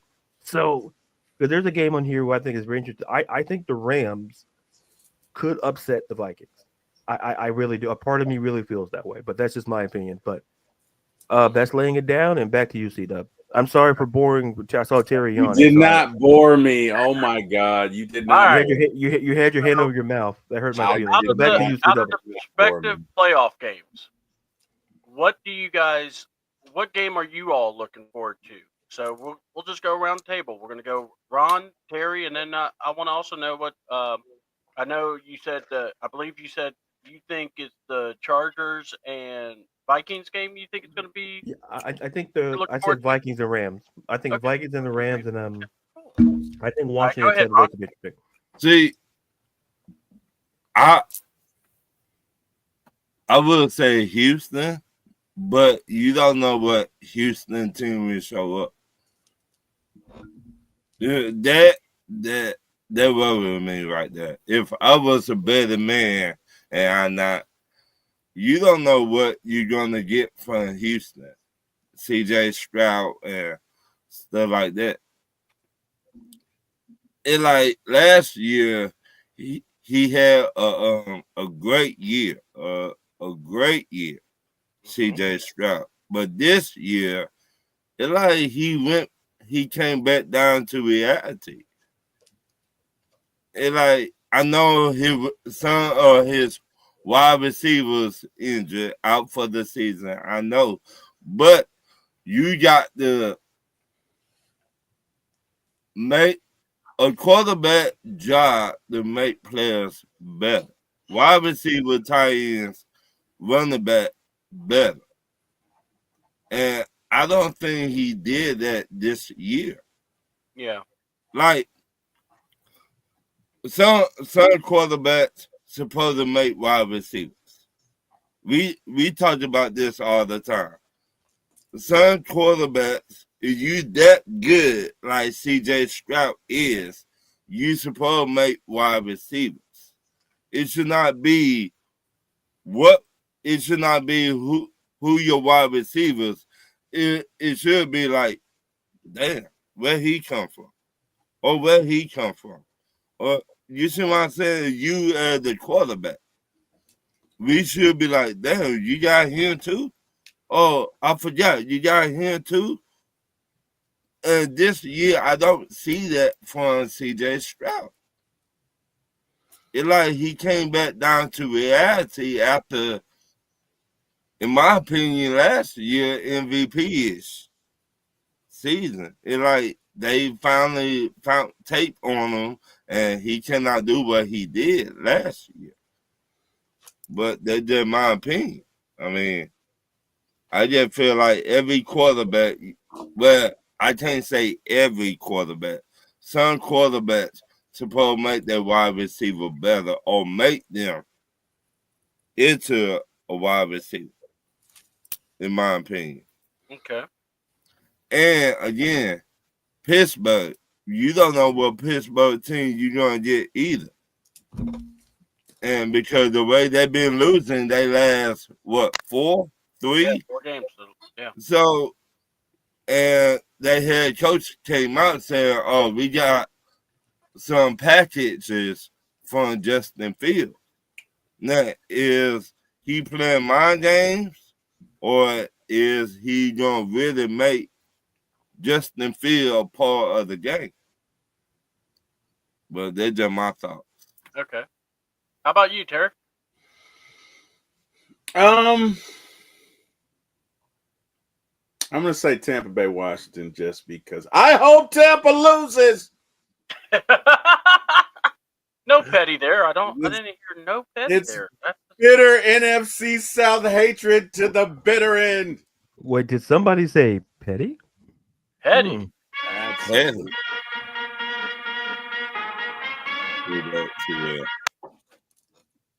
See? Yeah, no, seriously. I think that's going to be a good game. Tampa's offense is really good, but Washington's offense is really good as well. And I just want to see what's going to happen. You know, that's going to be a very interesting game. So I'm looking forward to that. I agree. Pittsburgh and the Ravens is going to be interesting just because Pittsburgh is, you don't know what team's going to, I agree 100% with Ron. You don't know what team's going to show up. You don't know. Pittsburgh could win that game. They could win that game, or they could get blown out by 50. So those two kind of pique my interest. Yeah, awesome. Okay. Well, that was laying it down with Ladarius. Playoff game I'm looking forward to also is I'm actually looking forward to quite a few of them. Actually, I want to see how Buffalo. I want to see how Denver plays Buffalo because this is going to be a first trip for Bo. But Josh Allen. Let's see how he does in this one, because Buffalo's defense is pretty good. They keep the Broncos into this game. Right. So it'll be interesting to see that one. Eagles, Packers, I kind of think we know what's going to happen there. But yeah, I think the 4 games that we've all kind of been talking about, like the Steelers, I just want to see if the Steelers are going to fight because the past 4 games, that has not been Steeler football. Right. And, ironically enough, they started hot. They got to that 10-win plateau and they just fell off. And, Arthur Smith, who is getting praised and getting considerations, hasn't looked real good coaching on the offense. But then again, some are also pointing at Russell Wilson. So it'll be interesting to see. And I'm intrigued by if Justin Fields gets in the game. I am intrigued if they do because that'll be interesting. It is time. If you will, we're going to go through the comments real quick. And Chargers a dark horse. I actually agree with that. William Amy said, this MF ain't firing nobody. Terry's just said that he's cool with keeping Kurt as a backup for the whole organization. He also said they're thinking about trading back. No Stroud don't have a O-line. And how many times did he get sacked? And can I say something about that? Go ahead, Ron. We seen Joe Burrow took his team to the Super Bowl with a bad offensive line. Ain't no excuses. Ain't no excuses whatsoever. Don't give me that. All right. No, Joe Burrow did it. Took his team to the Super Bowl, and this man got sacked 6 times. 6 times in one game. And he still did it. Ain't no excuses. I'm tired of these fans. You giving me excuses. I'm tired of it. I wouldn't call them excuses. I would actually say they're reasons. But no, I got you. But look, for every guy that doesn't have an O-line, it's the guy that doesn't have a weapon around him. It's the guy that doesn't have an arm. It's the guy that so it's one or the other. And look, here's the thing. I think Stroud is fair to have criticism on him, but also I am saying, one, maybe the league did get a hold of him, but also think of it this way. His receivers got hurt way early. Yes. And that does compromise the offense if they play such a big part in it. And I get it. Well, I should be able to put this guy in. But let's be honest, sometimes you just can't put any guy in. Sometimes we have to look at it and go, hey, that guy, as hard as he works, will never be as good as this guy. Yeah. And it's just that's the way it is. And you have to be even better, more precise with everything. And, if you don't have that precision or you don't have that working wellness, and also injuries, we all know injuries was the thing. And here's the thing. If you want to call the AFC South a bad division or the NFC South a bad division, you could definitely call the AFC South a bad division. Right. That's what they benefited from. So, but Ron, I'm so glad you said something because guess what, pal? It's time for Who Caught Ron's Eye? I might have to find something different on that one. But anyway, Ron, who caught your eye? Well, I don't know how true this is, but I like Buda Baker. I don't know if they're trying to get him a extension in Arizona. I pray the guy they don't because he could do way better. Yes. I thought they did give him an extension. I thought. Yeah, that's what I thought. But go ahead. But yeah, I'll double check. But I think they did. All right. I like Buda Baker. he remind me I would say Neil. When we had Neil on 2016 and 17, Yeah, he 17. bring that thumper. And we just put that in the box. Okay, just hear me out before T will break or hit or something. I'm not even doing anything, Ron. Go ahead. God. I'm looking at Buda Baker, Justin Simmons, a proven year, and Matt Judon, a proven year. I think that will take our defense to the next level. And if we draft 2 more pass rushers, it will take our defense to the next level, in my opinion. Now, I could be wrong. I will admit it or whatever. But, and I called out some names yesterday. And how about we get Ryan Nielsen back? How about that for our new defensive coordinator? I think Jacksonville finna break up that whole coaching staff and go another way. See that? All right. So you're thinking Brian Nielsen. Sorry, Terry sent something that boggled my mind there. I was trying to read it all. So my thing is this with Ryan Nielsen. Well, first of all, like Ladarius brought up, we got to fire our defensive coordinator. Right. So hold on. I said Ryan Nielsen because when he was here, he got more out of the defensive line than you know who, Jimmy Lake, in my opinion. His twin, T-Red twin. So okay, so Ron, I got to throw this to you. So Buda Baker did get signed to a 3-year extension. yeah, So, dog. Yeah, so yeah, that's his contract. So that's what Terry just sent you to. So or sent us. So we were helping you out. Oh, I put it in the private chat, but I'm just okay. Yeah, I was just trying to figure how to look it up. I forgot. Let's give Terry the credit. No. I got. He messaged and said Buddha's thing, and then I also saw the thing at. No. C-Dub, it's okay. You know, I got. No. It's okay. See, you got to have a plan. Yesterday. You got to have a plan A and plan B. I'm glad y'all told me that. Okay. Yeah. What about we were talking about this person. He played for the Dolphins. I think he's trying to leave from the Dolphins. Well, we definitely know Tyreek Hill's trying to leave. Right. So what if we get Jalen Ramsey? He know Raheem.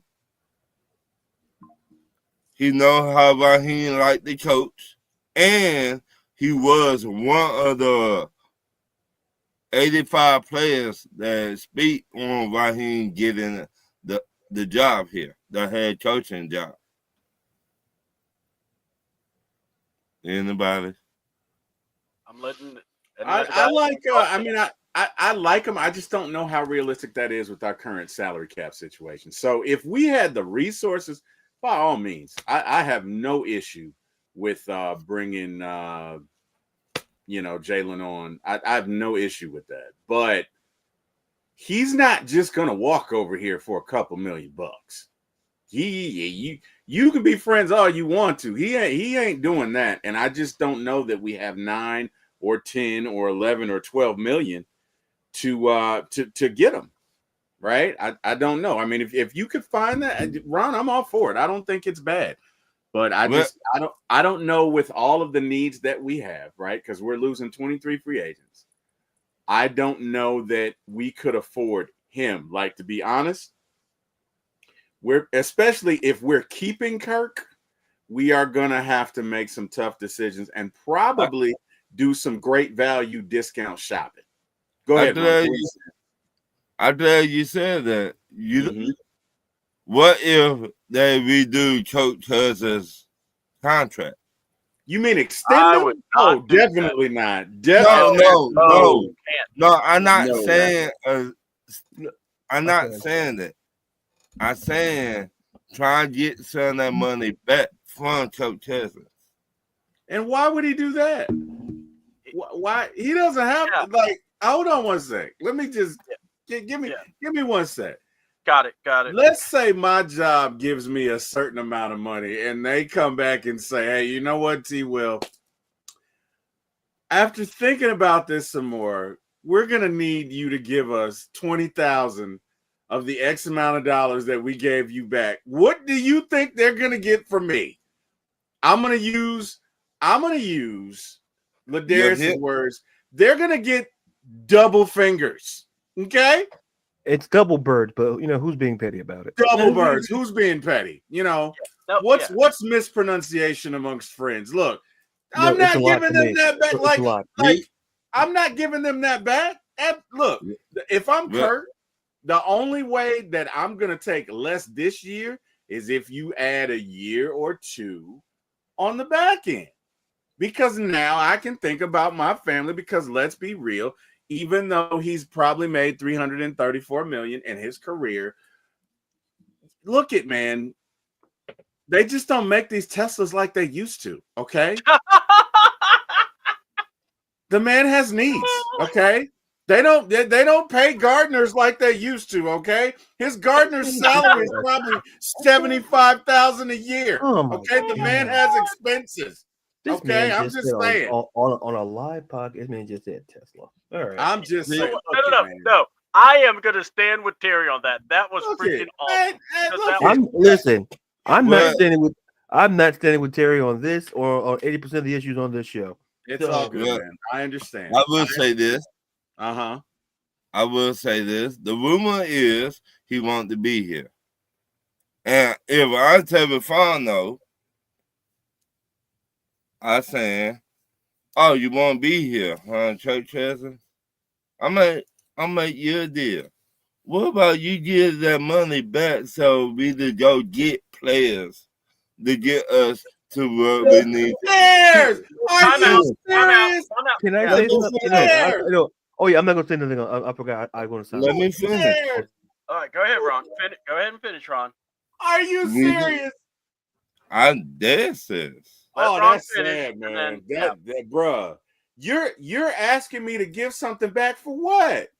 You gave me this money. I didn't make you give me this money. You gave me this money. Now I'm supposed to give you, man. If you don't leave up out of this room, sir, absolutely not. I'm not giving you a plug nickel. I'm not giving you anything. If you don't want me here, look it. You can either cut me, which I'll get the money anyway, or you can trade me. But you got to pay me, baby. Because you know what? In this league, you got to pay to play. I'm not giving you nothing. I'm not giving you squat, zilch, nothing. Okay? But if you don't mind, I was trying to finish. I'm just telling you that's not realistic. That's not realistic, bro. But I don't know what you thinking. Go ahead. All right. A lot of people do give some of that money back. Deshaun Watson, JJ son, his money back.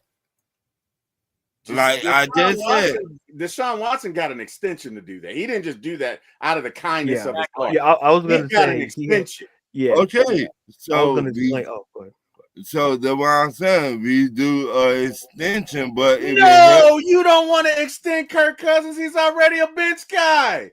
What are you doing, Ron? You're killing me here. I'm trying to find a way to get some of the money back so we can help out the team. That is not it. Okay. Look, I'm gonna shut up. I hear what you're saying. I vehemently disagree. You talk about it doesn't make sense, Ron. You already got this guy on the bench. He's already the most well-paid player in bench history. Okay. And you want to extend him? Are you serious? What? Hey, Ron, in a word, no. No. No, G. Hell no. No. I'm sorry. No. Go ahead, I'm Ladarius. not doing that. I want you. I'm not doing that. Hey, here's what you could do, Ron. Here's what you could do. Best thing you could do is trade Cousins, right? Like I hear you. You trying to get some money back. I hear that. And I'm not saying I don't respect you. I'm not saying that. But you cannot. This Atlanta fan base is already pissed. They are already pissed, fair or not.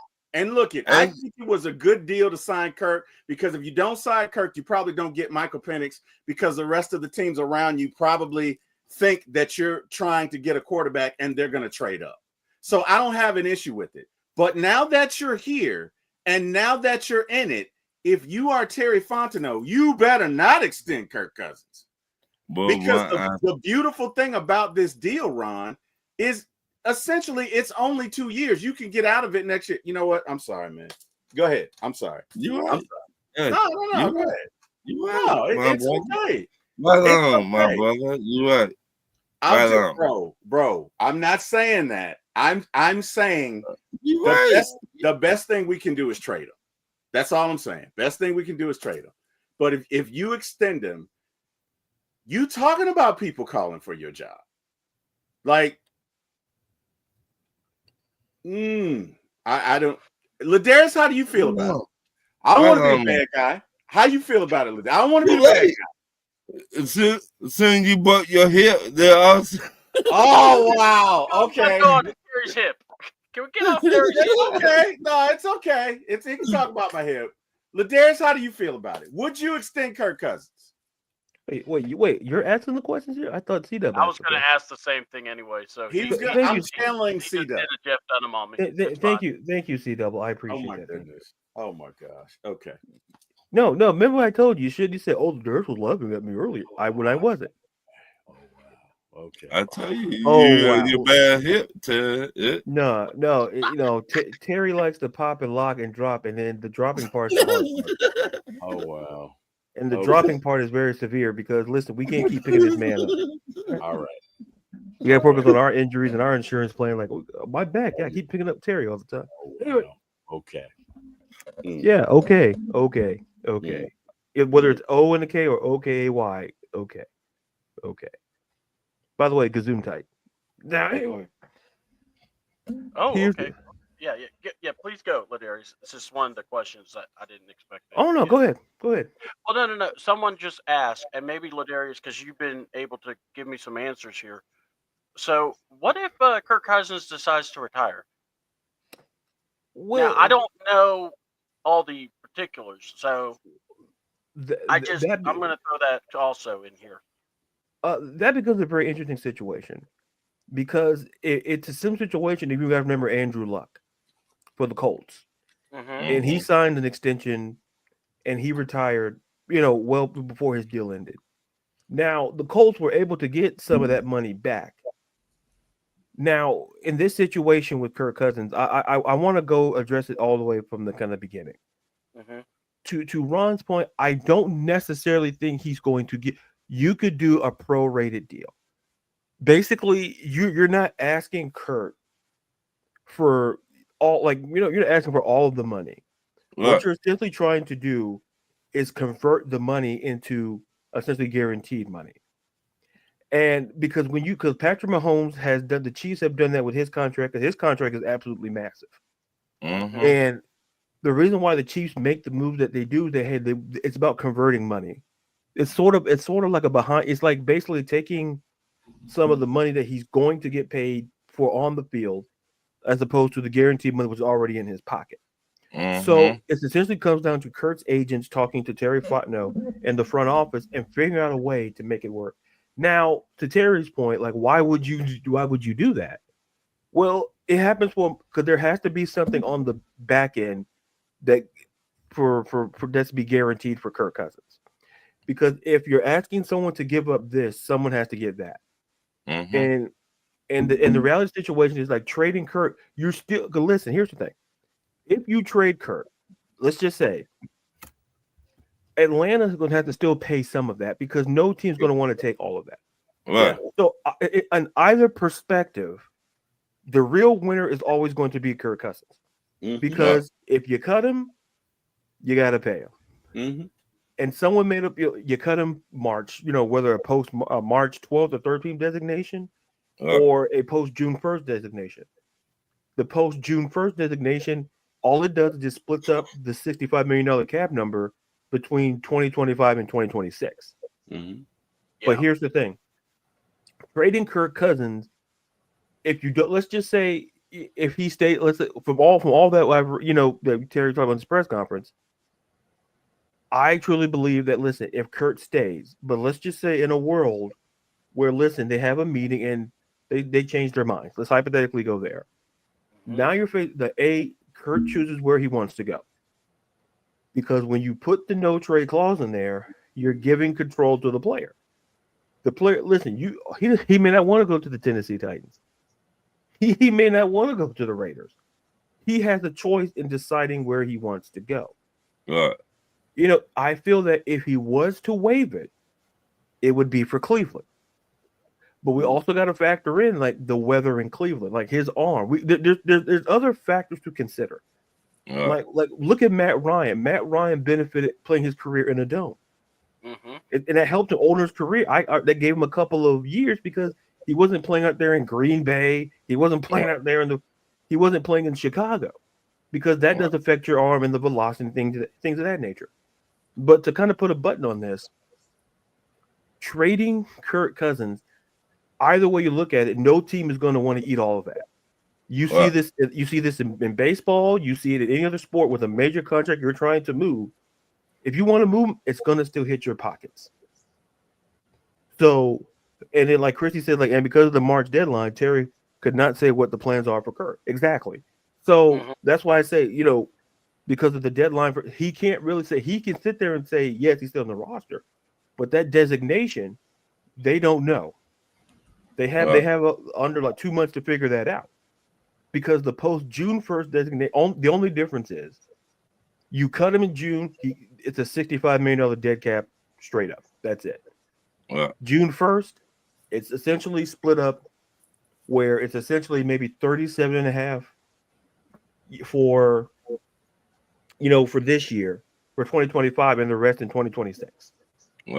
Either way, Kirk Cousins is going to get paid this season. The question is how he's going to get paid. The Falcons are going to have to kick out something because, like I said, I'll emphasize this again before, for turning it back over to you, C-Dub, is the emphasis is a team could want Kirk Cousins, but they're like, listen, we don't want to eat a lot of that money. So if you want to move, listen, you got to commit to eating at least something. Because at the end of the day, do the Falcons want to still eat money to trade him? Or are they going to keep him? Are they going to? There's so many factors to go into. If they sit down and rework Kurt's contract, it's probably once again converting that money into guaranteed money. But that's a conversation between Kurt's agents and Terry Fontenot this offseason. So those are my 2.5 cents on that. Yeah. Look, I'm going to just say it like this, and this is not picking on you, Ron. If you think you're going to go to Kirk Cousins and do that, there ain't no way. Because think of it this way. Kirk has fleeced the Washington franchise, Minnesota, with guaranteed contracts. That man and the agent, they're about money. Yes, they are. I mean, I'm serious. This man, and hold on. This man still shops at Kohl's. That should tell you what kind of sicko we're dealing with. Okay? Because wait. Don't treat Kurt like he's a serial killer now. No. I went to calm down. There's no Batman clothes in there. I tried to find something. I agree, but listen, air conditioning is not bad. Air conditioning is not bad. You blaming me, Antonio. I didn't do it. Antonio, I did not do it. Do not blame me. Yes. Antonio, use his government name. Yes, use his government name. I did not do it. Government name. Did not do it. I mean, do I need to add Antonio, because if I do, I might have to. I mean, Oh I know my you said God, yes, bro. I'd say Yes. All I said was, look, that's like my job giving me a lump sum of money and then coming back saying, look, it didn't work out the way we thought it was going to. We need you to give us X amount. They're going to get the finger. Why? Yeah. Why? What am I getting out of it? Double bird. The double they're bird. going to get the fingers. I'm going to be like, I don't have to give it back. Whoa. I'm not going to give it back. The double, just say the bird. I'm They're on your side of this too. They're getting the double bird. When you say fingers, we're talking about a whole different thing. So we got to say 2 barrels, baby. They're getting the double bird. You have to give someone an incentive, right? You have to. So if they come to me and say, T-Will, all right, we want you to give us X amount of dollars, but we're going to make sure that for the next 5 years, we're going to we're going to triple your bonuses. Jesus then Christ. I'm going to say, you got it. No, you know what? I'm here for you guys. I'm a company guy. I'm at whatever I can do to help you. Okay? And if you don't think that's the American way, if you don't think that's bro, you can't come to somebody and ask them to do something out of the kindness of their heart. This is a business. Hey, whatever, man. It's America. I'm singing the national anthem. I'm trying to be on your. You see, this is why I'm never on your side. So I'm never on your side. I know it. I'm excited. I was in the moment. Take your medication and stop being so excited. I took it this morning. Look, he just watched AEW Dynamite. He heard the song. I've got my medication right here. I took it this morning. Don't shake your bottle at me. Don't shake things at me. What's the matter? Pause. All I'm saying is I like my money. I like my money a lot. And anybody who says that money can't make you happy just wasn't trying hard enough, and nobody likes to quit. Okay? But if my company that I work for came to me and was like, I would be pissed.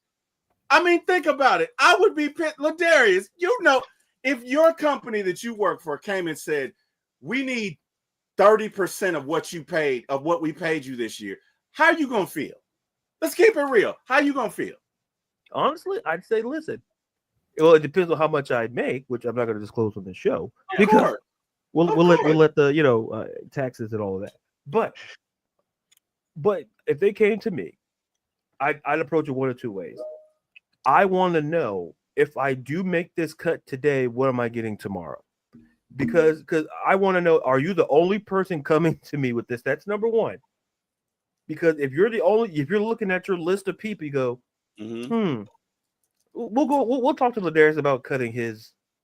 I'd ask, if I do this, I need an absolute guarantee on something, because while money does, as the song goes, make the world go around, essentially, I also put it like this: if I'm doing this, I need something, and it doesn't have to be It doesn't have to be monetary. It could be, well, if I do this, well, I need more paid time off, or I need something.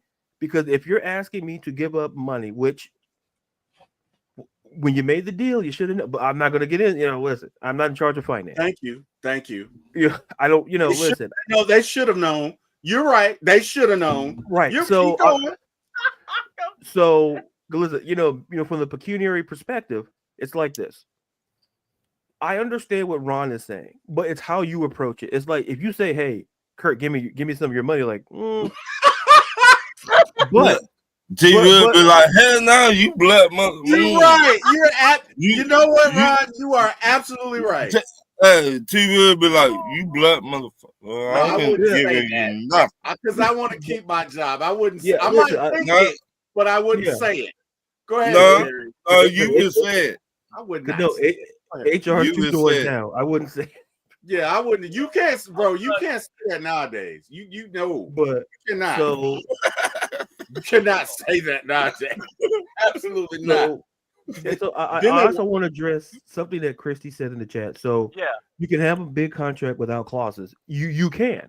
Yeah. You absolutely can. It goes on to your agent, because most players, like, there's certain clauses. Like, for example, Like there's like you say performance clauses that like you saw with Mike Evans there's performance clauses, and in the case of certain like certain clauses they can say, hey, you can't do this, like you can't jump out of airplanes, Right. You can't do anything to risk the situation.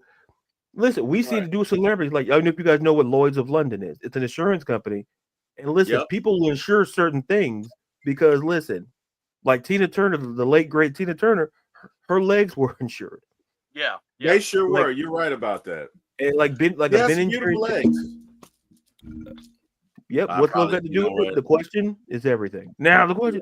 This once again, T, I'm having your back for like 10 minutes, and this. She did have some beautiful legs. I'm backing you up. She did. And I don't look. I don't. You don't have to shake your hands at me. I agree with you. I'm agreeing with you. Okay. I'll do this too. I'll shake my hands too. I'm passionate because when he said, when you ask somebody to give them your money like that, that just cut me, man. I'm sorry, Ladarius. That cut me. Hold me. So there's a picture of the podium, and it's saying it's about to go down. But what's the funniest part in that picture? There's a monitor, and it has Stephen A. Smith yelling, and I'm going, if this isn't the proper thing to have going on in the background. But I need Ladarius to answer this. Ladarius, if your company comes to you and said, look, we just want 30%. Yelling at me. So I'm not. Yeah, I'm just excited. I'm not yelling at you. I'm sorry. Let me bring my tone down. Okay, yeah. I understand, Ladarius. If your company comes to you and they say, we want you to give us 30% of your salary for this year, and they're offering you nothing, not a 30% bump the next 3 or 4 years, because let me tell you something. If you're going to take away 30% of my money and you're a big, large corporation, it's got to hurt for you, because you need to know you never need to do this again. So if my job came to me and said, look, we need to take 30, not your overtime now, your regular salary, right? Mm-hmm. Your regular salary. If you're going to take 30% this year, you're going to give me back 150% for the next 10 years. You're going to double my salary. Because then it's worth it to me. You get what I'm saying?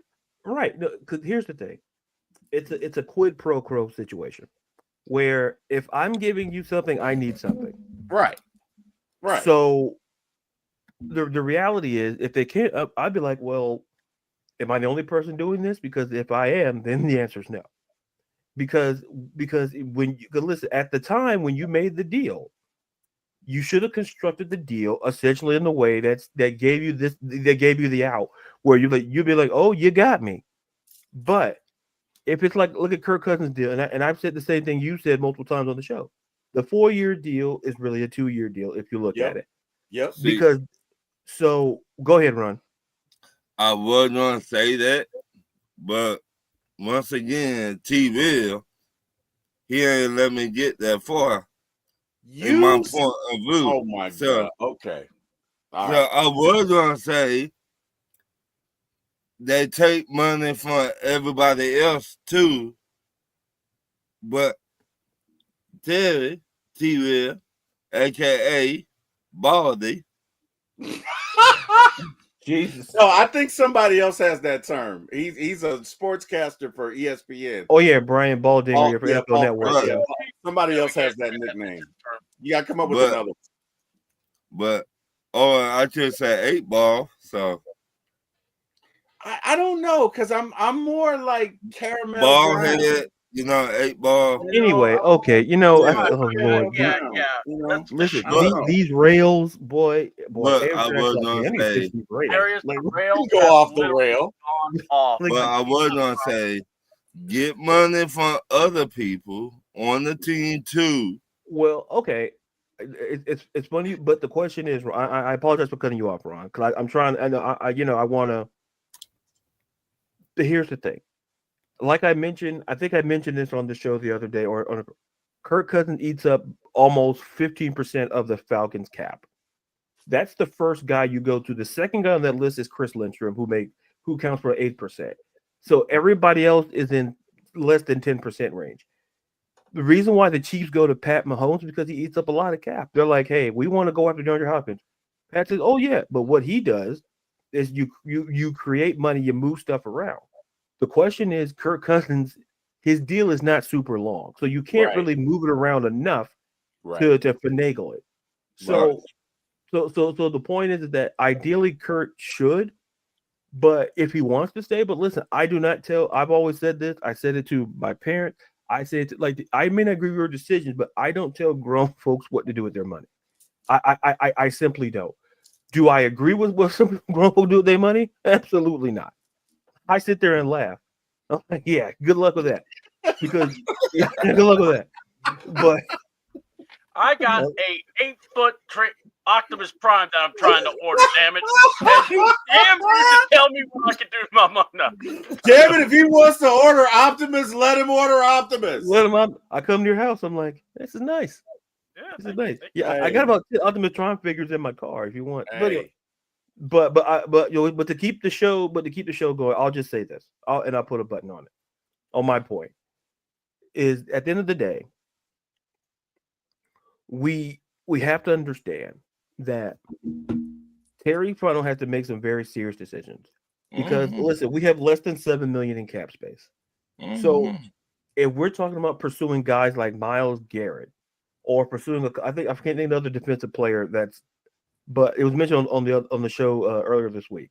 But Crosby. Yeah, Max Crosby. Thank you. If we want those guys, go look at their contract. We have 5 picks and $7 million in cap. So unless we're asking them to take a draconian-esque cut, which essentially means which means a very, very severe. You grab them by the collar and say, "Look, you're gonna give me this money." It's like if you watch Law and Order, how they jack up the bad guys in the it's like confess to us. That's essentially what we'd have to do because we have 5 picks and there's only so much we could do. You could. So at the end of the day, we have to understand Kurt's going to be the focus because he's the guy making the most money on the team. It's like this. We go after the CEOs of these major companies because listen, they make the most money. So when we say we demand, like some CEOs make a lot of money, some don't. Some are willing to take cuts for the company. There are some where they go, I'm the CEO. What are you talking about? Like, hey, we're in the red for the last 3 quarters. Well, you got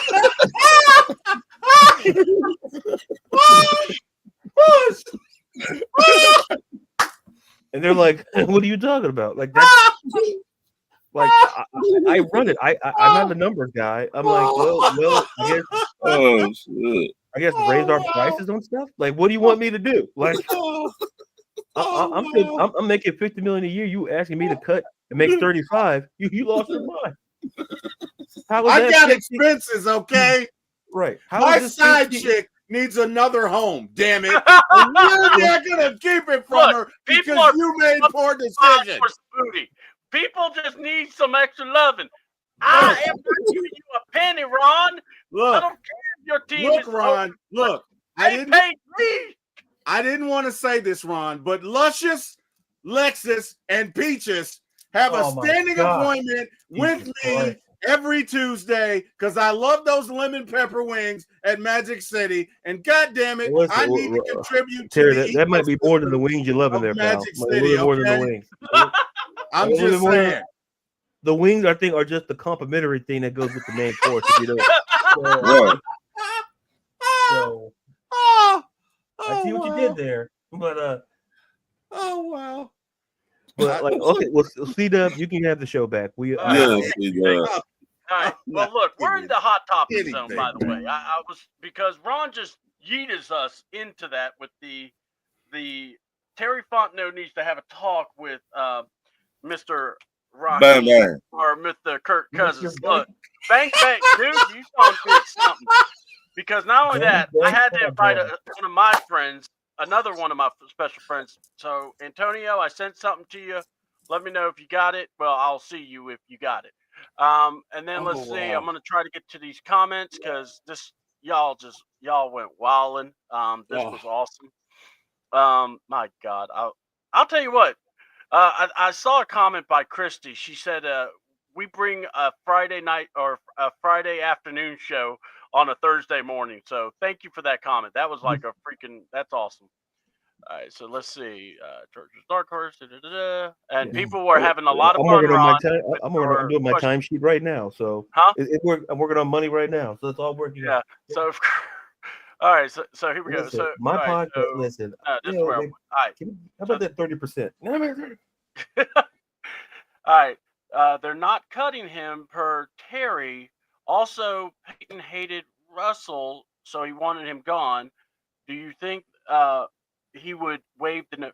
I actually will say this to Ron's point. I think Kurt would waive the no trade. Yes. I do think that. Yeah. But it has to be under his team. Right and look, everyone's like, well, he shouldn't dictate anything. No. This organization. It's how you structured the contract, period. This organization gave him this contract with the no trade clause. What? So this is on the organization. And, you know, Ron, I love you. But this is where I got to even look at you and go, if I'm Kirk Cousins, I'm looking at you going, absolutely. This is your problem, buddy, not mine. Absolutely. And, I'll tell you what. Here are a couple of teams I will think about an offer. Tell you. Because the agent's like this. Big Balls Willie over here in the backdrop getting him all the money. So, so that's what I'm saying. All right. Now, look. I told y'all I'm not bringing a whole lot of people, but Antonio has promised. And, Antonio, you good friends with me. So, I wanted to bring you in to this circle of trust. So I'm going to let you go, but let me finish up the comments. I promise after the comments, I'm going to let you talk. I appreciate Antonio because he used Terry's government name, and I appreciate that. Antonio, you already got a place with this team now. Because listen, when you really mess up, you use your government name, not your nickname. I'm not giving anybody 30% of my money. So if that's messing up, hey, I'm messing up. Terry, your heart, for God's sakes, calm down. Calm down. You're right. You're right. Calm down. Like, I was giving our guest, some props for using your government name. There's no need for you to have a conniption right now. Calm down. Cosby might come back, Terry. You know this. So 30%. Hey, Bill needs to come back because Bill needs to tell Ron, I'm not giving you 30% of nothing. Wait a minute. I did not even say 30%. You ain't let me finish. All right. Hold on. Let me finish the comments. I promise. If we don't fire Ricky Lake, for damn sure, better steal Chuck Smith. Ricky Lake. Somebody's been listening to me. Thank you. Ricky Lake's like, what did I do? It's like that 50 Cent meme. What did I do? Where's Ricky Lake now anyway? Is she even still on TV? Like, where's Ricky Lake? No, she's actually on Instagram. She's she's married and all that post, TV life. This is good. Okay. He technically did make us give him that money. That MFer a certain way. I'm sorry. To get all those comments. I'm not giving back. I'm not for that. Ron is slipping early. Listen, I'm with you, T. Real early. 30%. Yeah, that's I'm not giving you. Wait a minute. I did not say 30%. Yeah. T will set the number at 30. I'm not giving you 1%. I'm not giving you. Look, we made this deal. Look, you gotta worry about your hip. You gotta worry about your hip. I'm not. I want to hear Antonio's thoughts. First of all, welcome to the show, man. Welcome to the show. Yes, welcome to the show. The reason why I used Gideon's government name, when he started laughing a little while ago, right?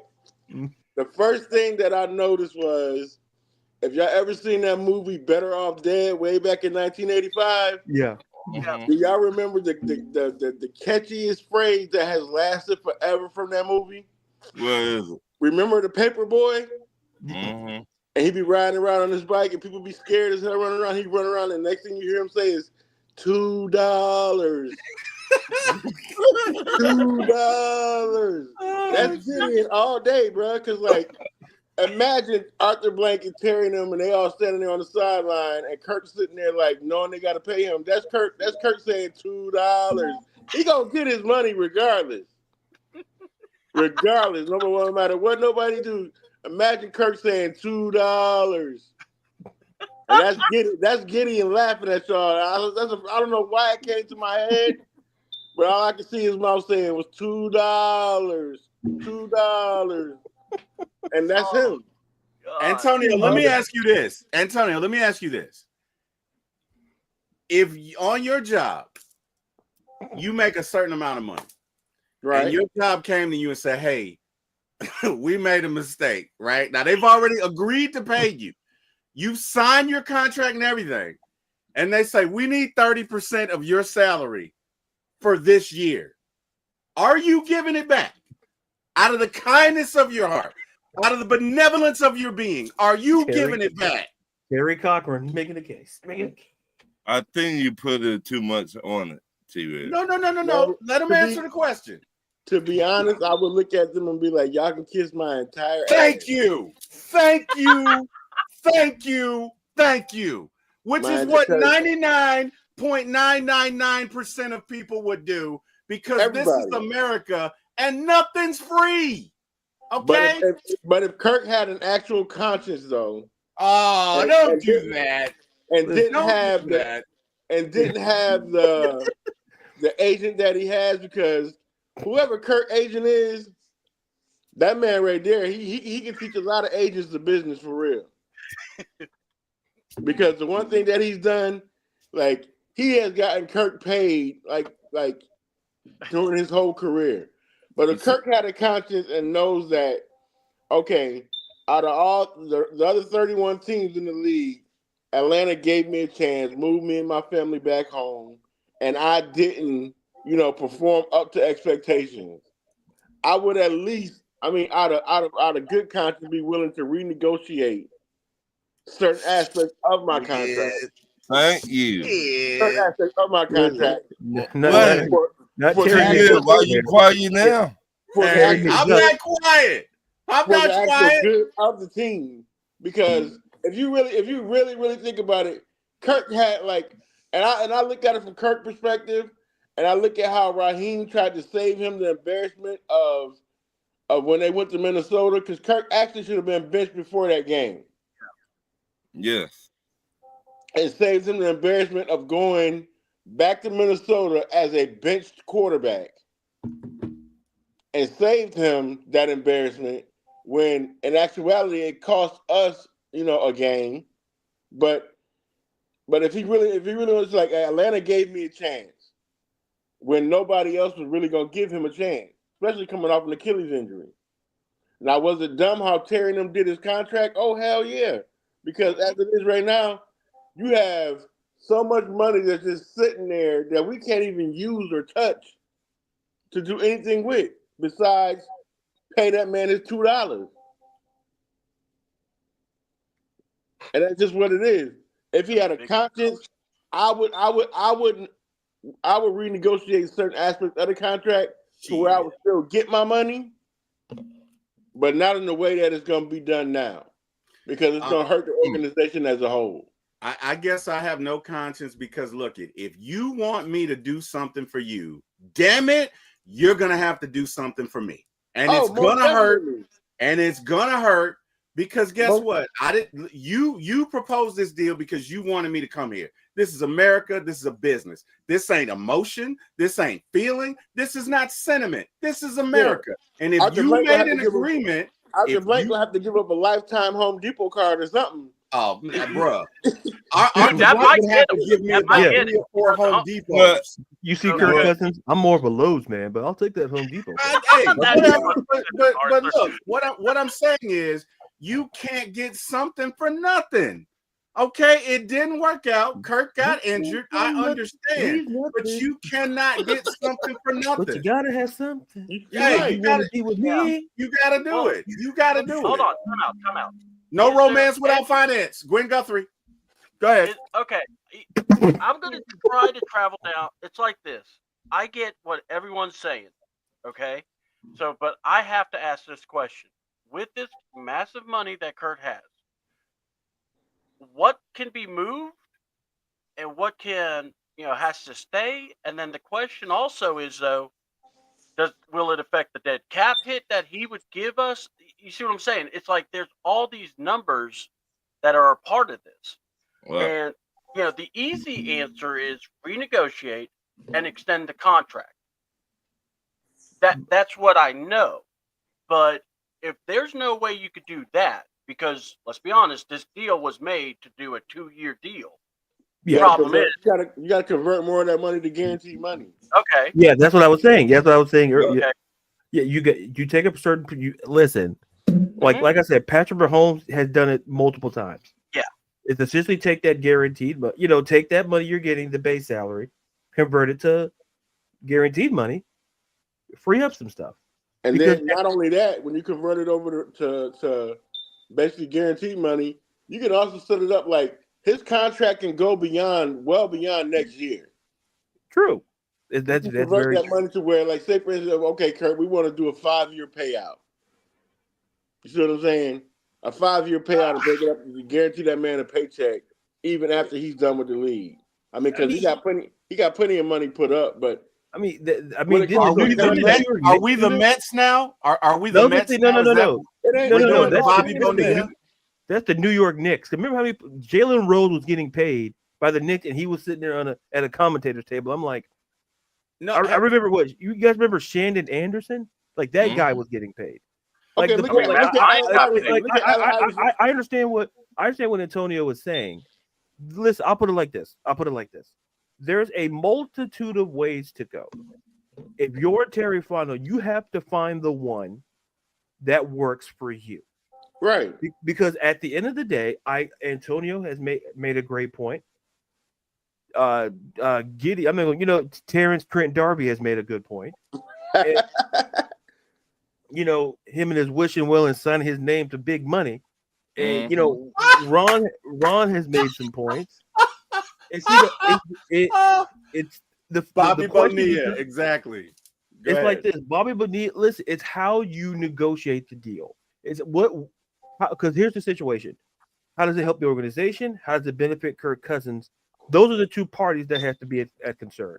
Because you still want to build a great roster. Listen, Terry still has to sign free agents. He still has decisions to make. And if you're Kirk Cousins, if Kirk Cousins still wants to be here, I have no problem with that.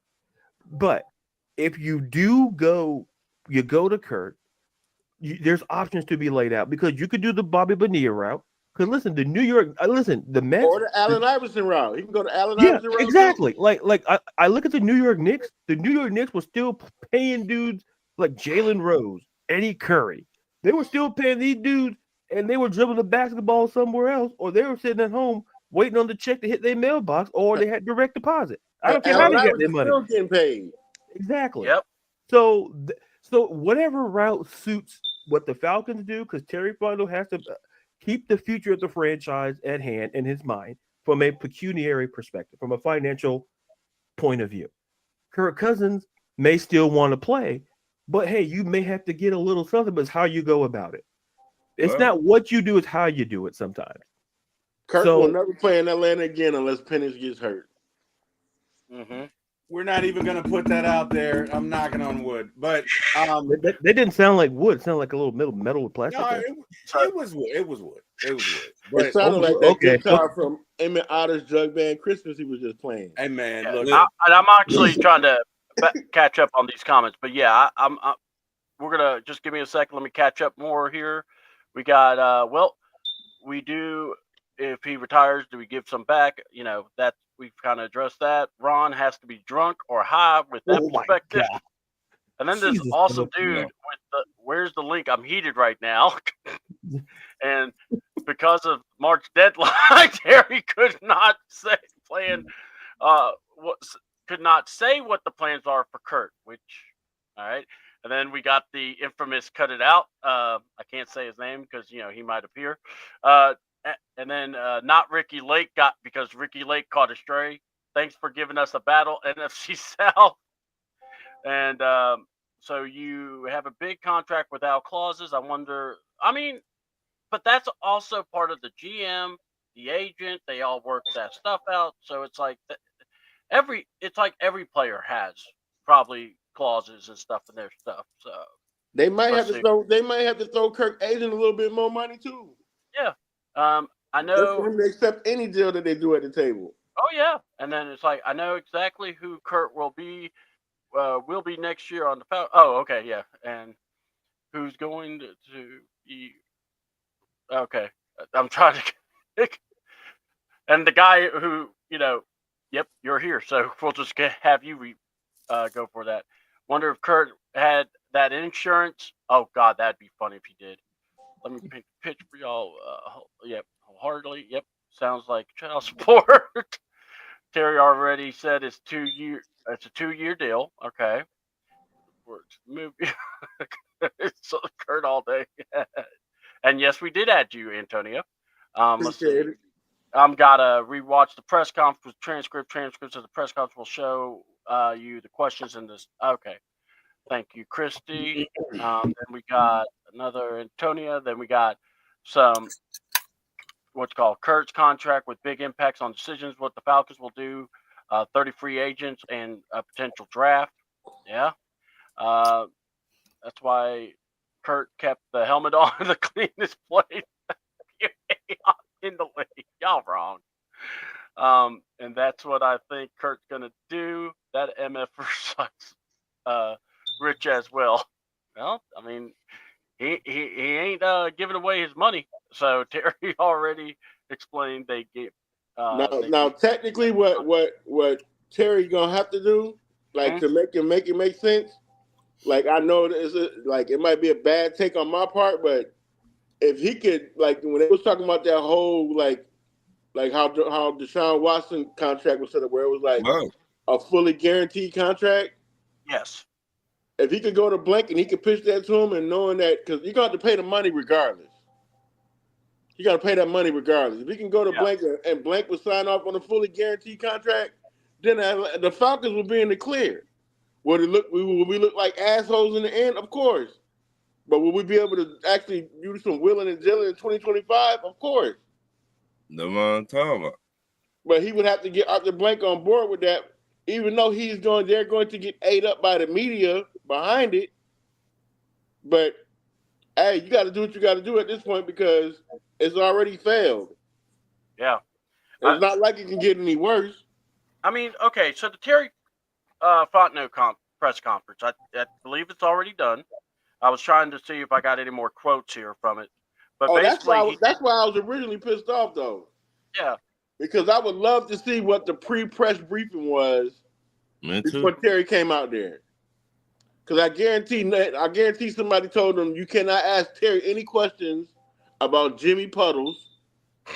Because he's not Jimmy Lake. He's not Jimmy Pond. He's Jimmy Puddles. We must keep that name in all our questions. You can't ask no questions about that. So, like, and then the thing about it, Terry's lips was moving, but he wasn't really saying shit. The only comment that he said that I wouldn't say resonated, but I'm hearing a lot of people like running with is we can't keep talking all the time. It's about, we have to get some results and basically pointing to, because we've been losing, talking about the record. Yeah.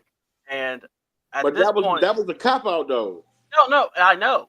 And it's like people are championing. This is what a great quote. And I'm going, I wanted to hear the coach do that, not you. Right. Because, so let's just talk about it. Terry Fontenot has talked. Obviously, Kirk Cousins is a preference point of what are we going to do? And here's the deal. You guys are on here. What do you think or what can be done? Really, Terry? God. We're not going to even call him Terry. We're going to call Terry. He's going to be Kirk Cousins' agent because this man is like sitting on Kirk Cousins' pile of money now. Anyway. Oh, shit. So you want 30% of this is what you're saying, Ron? You want 30%? You want me to give you 30% for nothing? No way. No, sir. Man's got diamond plate. $2. This Not man's good. got a diamond plated swimming pool that he needs. They don't take care of themselves, bro. Oh my God. What did that dude say? Hey man, you know what? I'm not gonna crack that joke. I'm not. I want to crack that joke. I want to crack that joke so bad, but damn it, I want to stay on the air, so I'm gonna shut up. Oh my God. Okay. All right. So let's see. So what do you guys think about what are the Falcons going to be able to do? What is it, that you want to see done? They haven't announced that Jimmy Puddles is not even. He's still here, right? But now, has he been fired? But with what Millie Mills said, like I actually like that. It's a lot of truth to that because if it wasn't for bad coaching decisions, the Falcons would actually be in the playoffs right now. So it's not like we don't already have a playoff team. I agree. So we can take whatever hit we're gonna take with Kurt and get through it and add whatever little pieces we can depending on how they handle the whole Kirk situation and how they deal with, extending contracts and renegotiating with players and all of that. We'll get through it. But what makes the organization look bad is how the whole transition from Kurt to Penix was handled. Right. Because if you really look at it, the money that we spent on Kirk and it was like almost they spent money on Kirk like that shit was a sure thing. Yeah. Like it was they were a sure thing. The best 2-year plan. We're going to look good. This is the vision. No one's coming up. I can see that. All right, Ron, what do you think? The fire starter of this. I would go last. Yo, T-Will. Who do you have now behind you, T-Will? Oh, ladies and gentlemen, this is my agent. This is the same guy that represents Kirk Cousins. So,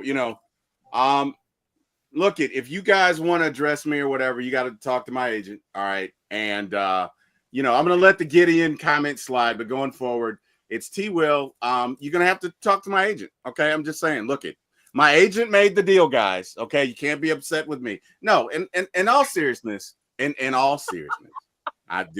is tongue in cheek. In all seriousness, you are not going to be able to do anything with this deal unless you extend him. You can get out of this. Now, you're going to have to suffer next year. Bottom line is you're going to have to suffer through it. I do not think the move is to extend Kirk Cousins. I do not think that is the move. You either trade him or you suffer through it and you cut him next year. And if you cut him next year, it's essentially a 2-year deal. You're out of it. Those are my thoughts. There is no way I would try and extend or do anything because all you're doing is kicking that can down the road. You're still going to have to pay. Except instead of this year, it's going to impact future years. Look, we should have learned our lesson with Matt Ryan and Julio Jones. Guys get old. Father Time is undefeated. Let's just take our medicine and move on. Those are but the impact wouldn't be as bad as if you could stretch it over years instead of just over one season. Oh my God. And it's gonna impact future years. It's gonna impact future years. Look, at some point, you got to we did this with Matt. And ultimately, when we had to get rid of him, it took us 2 years to get from out. Even after we traded him, we couldn't sign anybody for 2 years, right? This is like Matt Ryan 2. We've seen this movie before. We know how it ends. If you fool me once, shame on you. Fool me twice, shame on you. Look, we tried it. It didn't work. Whatever. Let's just pay him this year. Suffer through it. I still think we can hodgepodge together a defense, especially if you bring in Steve Wilkes. Let's make it work. Okay. We'll probably have to be opportunistic. We'll probably have to lead the league in takeaways. But if you got at least a half decent defense with this offense, you can score 35, 38 points a game and win and advance in the playoffs anyway. You might not win the Super Bowl, but you can get far. Those are my thoughts. guys. Yeah, that's what Millie Mills was saying. Yeah. Yeah. All right. And trust me, I'm gonna finish up the comments too. So just give me a second, guys. We're gonna go to the one man.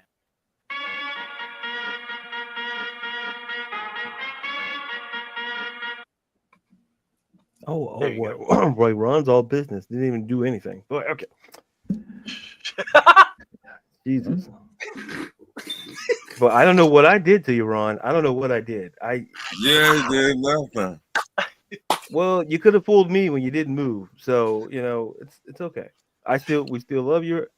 I still love you, Ron. Ron was sitting there like somebody snuck him some ADD medicine. Yeah. His wife's like, eat something, damn it. Here's a Snickers. Wow. Say shit like that. Give his money back.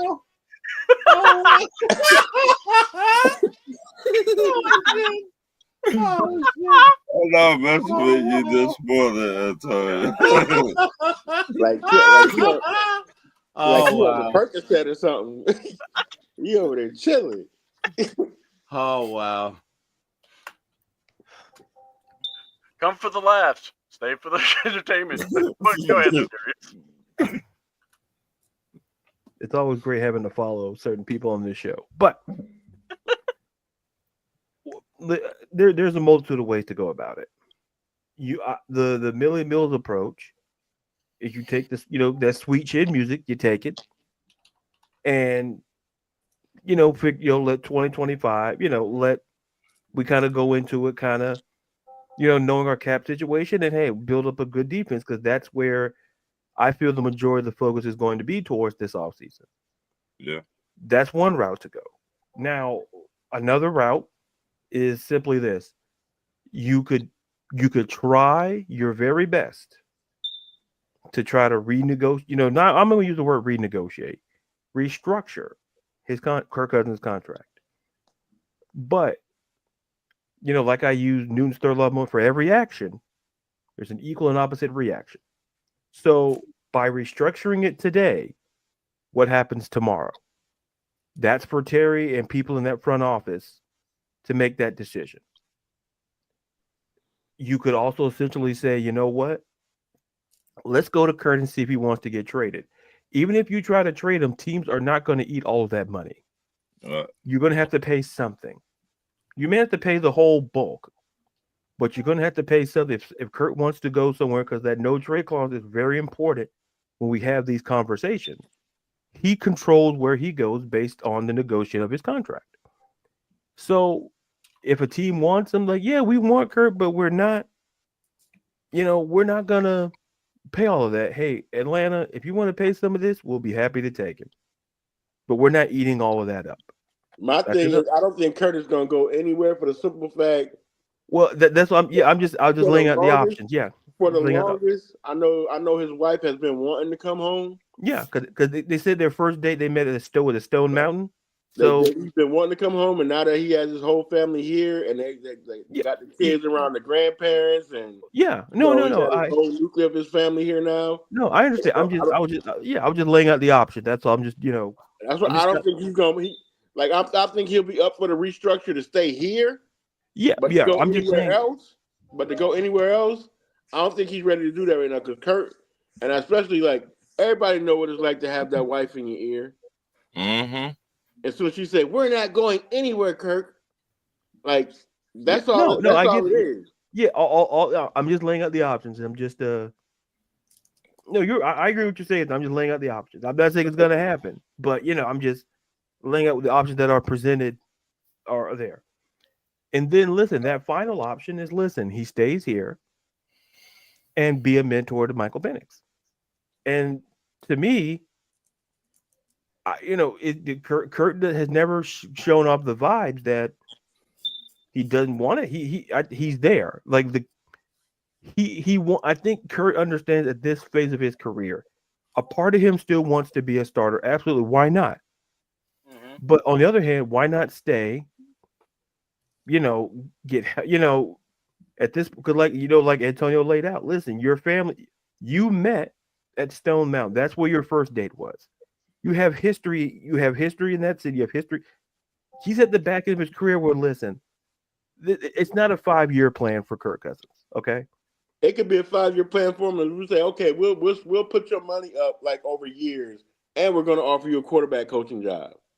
Sure, and he's at this point in his career. Like, listen, there's long-term plans, but listen, he's not going to play forever. Just finish it out here. Have a chance to be a part of a team that is exciting. Mentor a guy like Michael Penix, right? Because he'll be a hell of a quarterback coach. So having a guy like Kirk Cousins is not the worst thing in the world, given his experience and given his knowledge of the game. Right. So at the end of the day, there's options that are all options have to be put on the table. Me personally, I would try to go for the restructuring part, depending how it goes. And listen, because having Kirk, listen, you know how valuable the backup quarterback position is in this league? Like quarterbacks getting hurt. Like, go look at teams who lost their quarterback, and the backup, not so great. So I believe in the Noah effect of having two of everything. I believe in that. Have two of everything. Because in the NFL terms, if something, whether it's running backs, whether even quarterbacks, any other position, because something breaks down, quarterback steps in, have somebody with experience there. Look at the Minnesota Vikings. They're a classic example of when J.J. McCarthy went down, they had Sam Darnold right there.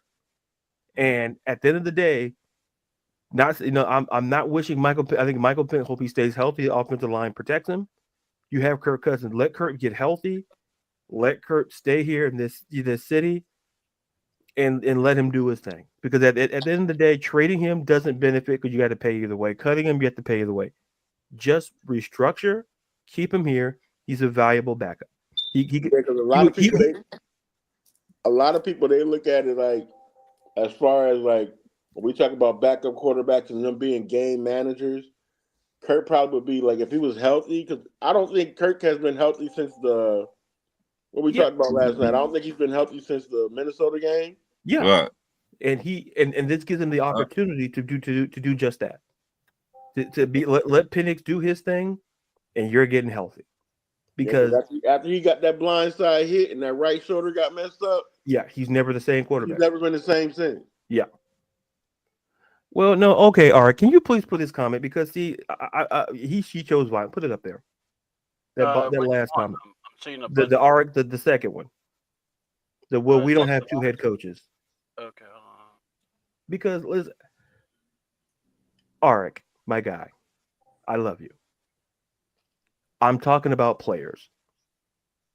Show me where in any of my statements where I said two head coaches. Because you can't have two head coaches. You can have an assistant head coach. You can't have two head coaches. My point, Eric or Red, is the no effect applies to the players. Not once did I mention a head coach.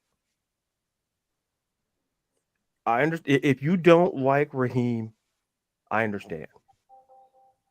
But at the end of the day, he's not going anywhere.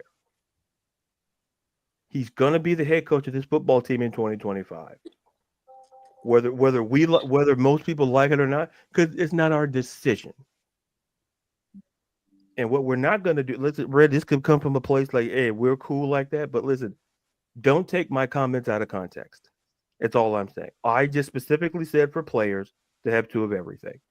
Yeah, but one thing that you got to understand about Red Rose, a lot of times it's coming from he's joking. Comical place. Well, no, I saw he was joking, but see, the thing is, Red, the reason why I get like that because I hear people. It's a joke. Well, I don't know you that well, Red. I'll put it that way. Once I get to know you a little bit better, I understand the context. Yeah, I know him well, so yeah. Trust me, it's coming from a comical place. It ain't no real bad intent in him saying whatever he's saying.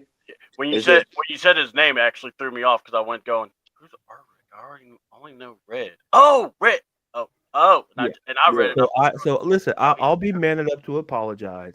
It's just that when you have it in bold, it triggers. So, but we're good. So I'm done. Yeah, now if you knew him, if you know how he talks, like, that's him yelling.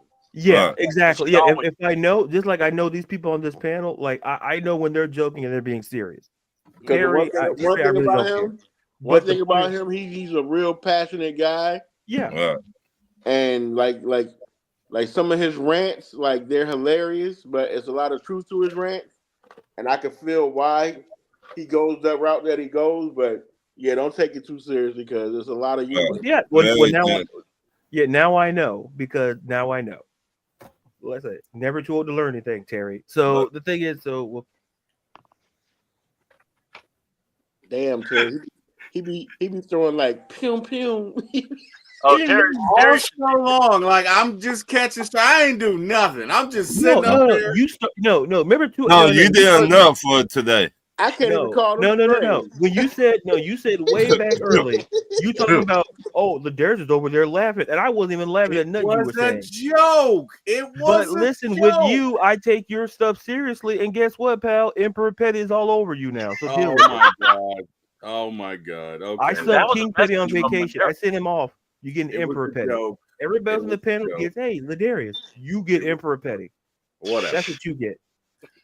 You're gonna get Luke Skywalker, and you know what happened to the Emperor, okay? You know what happens when you yell too much in your heart. Stop. Relax. Did you just call me an old man? Is that what you want? Listen, am I lying though? That Gray says I'm on the right track. So, this old man, this old man will have to wrap this up. But give me a minute. I need to get these comments here. Terry said he is only the middleman, Terry said a lot. He's only the middleman. He told what the plan is. His role is the middle of the president, owner, administration, the team, personal staff, assistant store manager. He's got to cover the closing shift. There's a joke. Terry is a Walmart greeter. Yeah. At the same time, you got a hell of a backup quarterback to do. We all bring in another young QB. Kurt turns into a teacher. We do not have him to get that type of value. I understand, but yet, hold on. I'm just reading comments. What's up, fellas? Well, if I'm Kurt, I would try to stay healthy again. Yep. And Kurt got the best job, making money while holding a clipboard and yelling $2. Because now that's now in my head. We already covered that one.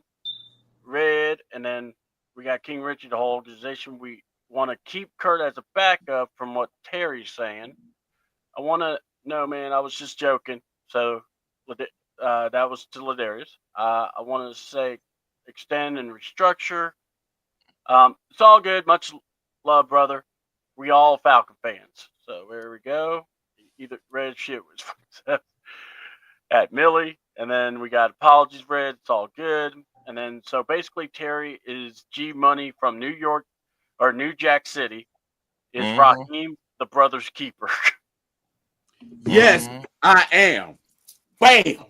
You got to stutter. You got to stutter when you say that, though. You said I was spineless. You didn't build this shit. We built this shit. You said I was spineless. Am I my brother's keeper? No. Yes, I am. I am. I'm sorry, Jimmy. I'm sorry, but God damn it, your cover 2 shell just doesn't work, and it was me or you. Bam. Hey, D-Led, I just let him go. Hey, let's talk. Yeah. No, let's do lunch. No, really, it's okay. I'm a little sad, but it's okay. Yeah. We'll worry about trading Kirk's ass next month. Okay, thanks. Bye. All right. Yeah. Sorry, guys. You there? You were saying? Damn. Terry needs to sit down, sit his $5 now. And I think he's talking about the Terry Fontenot before anyone loses it. All right. Look, trigger finger, Terry. Calm it down. All right. We know. I love that movie, man. That movie was great. All right, my thoughts on this is simple, because I've actually told Ladarius the same thing. If there's a way you could keep Kurt, just keep him. Because if you could keep him for the full year, and he could be the backup, I don't care what he's making. Because guess what? He's on the team. And not only that, this is where, we all know about the injury situations. We all know what can happen. So just deal with it. Now, because my thought process was, you play the full year, depends on how that year goes. Then we give Penix a shot. Well, we gave Penix a shot, and quite honestly, he showed one. He definitely showed in 3 games. One game he won, or one game that they won, and then the 2 games he made sure the team was tied. They went to overtime. He never got the ball back. Right. That's not on him. But quite and, honestly, and he just gradually got better and better. And yeah, better. exactly. Yes, and you saw that arm. So, Right. so the thing is, a full year, Penix with Bijan, with Drake, with Mooney. I don't think the cover is bare. I think you're going to have to get some creativity in how you're going to maybe get a couple of guys, and then you're going to have to draft. And here's the most important thing: whoever you draft, they need to contribute. And that's been the thing with the Falcons. They always go for these projects. You got to get guys that have played, that have some ideas, that know how to do things. And I think that's, for me, is my main thought when I think about the Falcons is it's put up or shut up. This is the ultimate put up, shut up. And also, I don't know if y'all heard, we may be on Hard Knocks, and we won't have a choice. So if that happens, we're saying we don't want to hear enough. We don't want to hear a lot of talking. You're going to hear a lot of talking, especially with Raheem. Right. So I just hope it's a different tone, because that's what we need, So let's get here. I want to. The one thing that I liked about hearing about Penix all week was like a lot of other sports commentators was like Penix is like probably only 4 out of 5 quarterbacks in the league that can make the throws that he makes. Right. They said that in college. Right. They were like, he was legit, but the only thing, injuries played a big factor in college. Hold on, C-Double. I can't help but notice with these screens the way that they are. You being above me, you look like my little minion brother. So they were like, in college, he could make all the throws, but his injury history was a little bit suspect. Right, but that man hasn't been hurt in 2 years. So for them to still keep talking about it, like, hey. Right. That man was they got the that man was really going to be hurt when he was in the Michigan game. Right. Like, he would have got hurt there because they was crushing his ass. Right. They will always bring out the history of quarterback when they finna get drafted, and this quarterback went through this and went the history behind him and stuff like that. Yeah, because people do heal. Right. Some people do actually heal. So I agree. And look, I think that we got something special with Penix, and I would like to try to see him upright and playing. So, all right, that's it. We've done everything, and we're gonna do plugs or plug your stuff. Shout out whoever you want to shout out, and let's go from there. So what we're gonna do is go through our guests first. So Antonio, go ahead and plug whatever or shout out who you like. I appreciate y'all fellows having me on. As always, a great time, good laughs, and I will be laughing at Terry all day because that laugh was epic. And I see Ron is coming down off his ADD medicine. So damn. Everybody have a great day and look forward to the next session. Oh boy. Oh shit. $2. And $2. No, we're still waiting on Jimmy Puddles. Is he got a job still, or is the puddle dried out yet? I honestly think, like, as of right now, if he's not fired within the next week, he's not going nowhere. I would agree. Agree. Now that I would be disturbed. Because they got to save this fan base right now. That was the first thing Terry said in his press conference. Like, he just felt bad for the fans. Like, if you want to save it, like, and if anybody pays attention, I think any head coach or any GM, when they sign a contract, it should be mandatory after every game that they have to log into, podcasts like this. Yeah. to see how the fans really think. Yeah. To get a feel for where the fans really are with them as, you know, as people and as an organization, to really understand where us as fans and how we really feel, to have a connection with us. Because right now they can talk about us as fans and being disappointed, but they have no true connection with us other than selling tickets. That's it. Yeah. And yeah. All right. So, all right, Ron. Plugs and shout outs. What you got? No, I'm not gonna do it. I got too many, but Terry already be saying so. You know, Tyreek Hill doesn't say, "Man, I got too many kids. I can't name them all." Hey, that personal right there. And he's trying to get out of Miami. You know, he got a side piece trying to tell him he got another one on the way. Dang. Ron on that good Ritalin.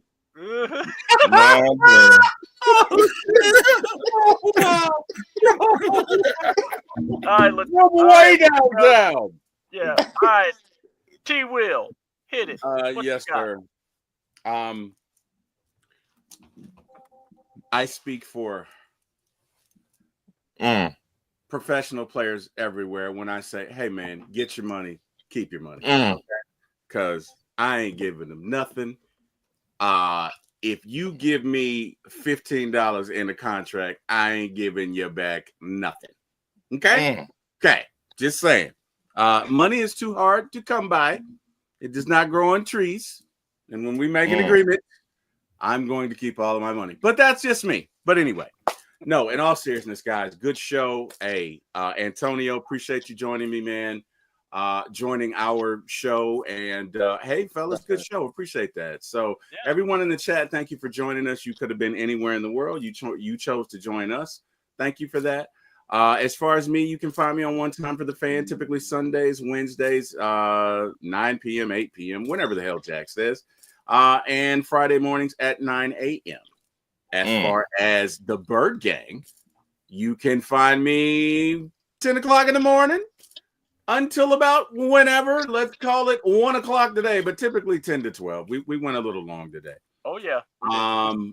You know, for this morning show. And of course, for my show, you can find me at For My ATL Sports 1, the number 4, My ATL Sports, the number 1 on YouTube. You can find me there Monday mornings at 10 a.m., Tuesday mornings at 9 a.m., Wednesday mornings at 10 a.m., Friday mornings at 8 a.m. And there you go. So, guys, thank you. Appreciate it. Want to thank God for this opportunity. Would not be here without him.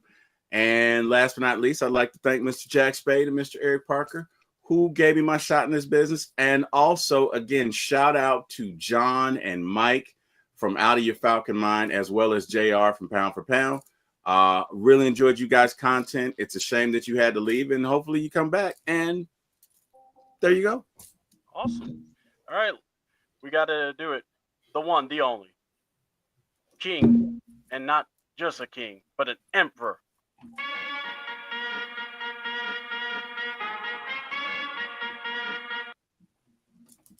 Petty. I appreciate you, Antonio. I saw it, and I appreciate you. I do. He will. Now, I said your name. Just be grateful for that. All right. We need to sync our dance. So the next time he plays that music, Ladarius, look, you go this way, right? So we go right. Hey, Dennis Edwards. right, I done left, told right. you about you don't. None too well. Everybody I'm just saying we need to sync our dances. We need a dance. None too well. Hey, Lionel Richie. This ain't the Commodores. All right. Whatever. This ain't easy like Sunday morning. All right. Just calm it down. Whatever. All right. Me you're looking for. Is it T-Will's big head in the sky? Oh, wait, sorry. Oh, wow. That's not necessary, okay? I want you to know my mother says I have a great head, and I don't care what you do. Put your hat back on. Oh, my God. Jesus my Christ. mother, God rest her soul, loved my head, and whatever, okay? Okay. Yep, that's great. So what if I had to have my hat special made? So what? She said I had a great head. There's a lot of things you had special made, T-Will, so let's calm it down. Wait a minute. That's one of the things. I bet you when you pull your hood over that, your shoulders raise up. Probably. No, this is him. No, this is. It's hard work. Hey, everybody, I'm T. Will, baby. Work. Keep my money to myself because I'm T Money. I diddly bop bop. Hey, Bill, do you have any thoughts on it? You see with the T wheel and the shoulders and the baldness on his head. Oh my God! I never seen no neck. Is that what you're saying? Hey, I have no neck. When the cause is talking, you shut your mouth and you. Oh my God, Mr. Cosby, you're being mean right now. That's not nice, Mr. Cosby. Well, let me tell you, people ain't been nice to me either, pal. So you just got to deal with it. All right. I read the newspapers and I the didn't Twitter have anything to do with your disposition, sir. That was you. Hey, listen, I see your disposition, sir, and you can kiss my. This is the morning show. I'm gonna save it to myself. Right. Hey, that's not what the judge said, sir. Okay, let's keep it pushing. Let's check your paperwork, pal. Now. Sorry about that. Bill just had a rant. He left. I apologize. Now, that guy doesn't like you. And listen, a lot of people you bring on, I think Antonio, like I said, once again, Antonio using his government name, always welcome on this show at any time. Yo, when you started laughing, that was hilarious, bro. It's lonely at the top, okay? It's lonely at the top, all right? Yeah, but you're at the bottom because you're nowhere near the top because the only thing at the top is when you put your whole hoodie on your head, it goes boom. I'm sorry to have to tell you this now, but I have a solo album coming out next week, okay? It's called T-Will. It's lonely at the top, okay? And I said to let you guys know. Flash and the Four Horsemen, yeah, that sounds about right. No one's buying your stuff. You sound, sir, Jermaine Jackson. You see, you stick to the money. You make one song, but let's getting serious, and that's pretty much it. You Cosby, multiple hits, multiple Grammys. You got nothing. Jello pudding, cherry pop. Blah. Oh wow! Bill, calm down. Bill, I'm trying to do a show. I got to wrap it up. Okay. Bill. Oh my God. I'm getting the wrap up sign from the producer. So Bill, are you doing your show from jail? I just want to know. Did they let you out? It's none of your damn business. It's none of your damn business. All I know is that I have enough money to watch your bald-headed self on the show. So be grateful, and like Kendrick Lamar says, be humble. Okay, Bill. Oh, wow.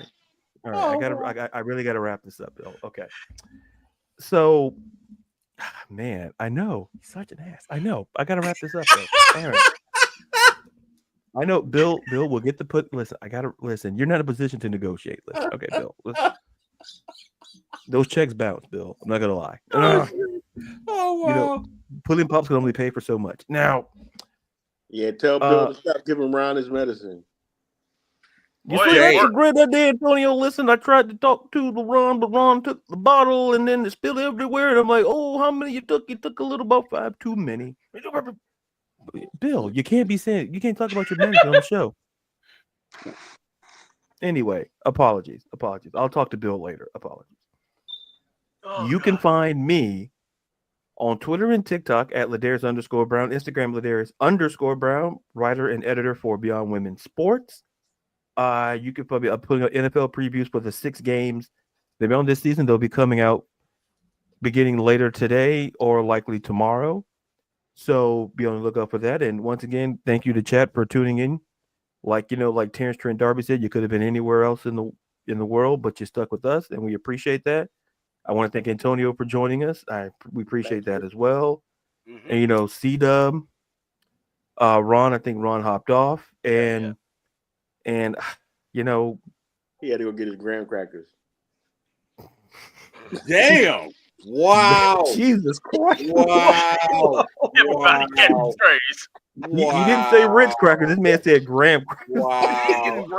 Antonio is emptying the full clip. That's all I'm saying. Just Jesus, wow. Okay. Man. I thought we got Jesus Christ. Everybody's getting it today. Yeah. Everybody. You know what? The Emperor Petty and me really likes that. See, that's why Antonio, you're sticking around, because that's something I would do to T-Will. Which, listen, the pop and the lockings. He hasn't dropped, so it's been a great show in that regard. He hasn't dropped, he's staying upright the whole show, and I think that's something to be accounted for. And because, like I say, Shakira's hips may not lie, but Terry's hips, they've been lying since the 80s. So back to you, C-Dub, to put a button on this show. Yeah. C-Double thoughts. I hope y'all enjoyed. This is the first time we're doing it this way, and we're gonna have some fun with it. So tune in next Thursday. It's gonna be the Beard Gang. There will be some other shows. We'll be talking the WWE on Netflix. Had a huge number with a global and US. NXT had a huge number. I mean, they did have The Rock, so I'm pretty confident that was a drawing point. So real awesome for those guys. And then we'll just discuss that. We'll discuss AEW as well because, kind of have to. And then, like I said, we'll be checking out these playoff games. Hope you enjoy. Check out For My ATL Sports 1 on Mondays and Wednesdays. That's when me, Ladarius, and Ron will be all together, as well as Thursday. So we'll be talking, giving our thoughts, and having a good morning shows. And with that said, have a good time. If you want to follow us, for me, you should just follow me at C28 on YouTube and at AWTN. For Ron Thomas, man, just look up Ron. He'll find you. You can find him. Or April Thomas. Anyway, and then for Ladarius is Ladarius_Brown. And T-Will, you already hit your For My ATL Sports 1. So if that's cool, that'll be good. And guys, just make sure you check us out. Please like and subscribe to the channel, the C28 channel, and also leave a comment if you like. If you're watching it afterwards, I'll check it out and make sure I reply to you all. And thank you all so much. And also big thanks to Pound for Pound JR. Thanks to John and Mike from Out of Your Falcon Mind. We appreciated your content and, happy for you guys. Hope everything, if you come back, we always love that. So y'all take care, enjoy, do your things, and enjoy everything. And guys, enjoy some football. I'm C-Double. I'm out. $2. $2.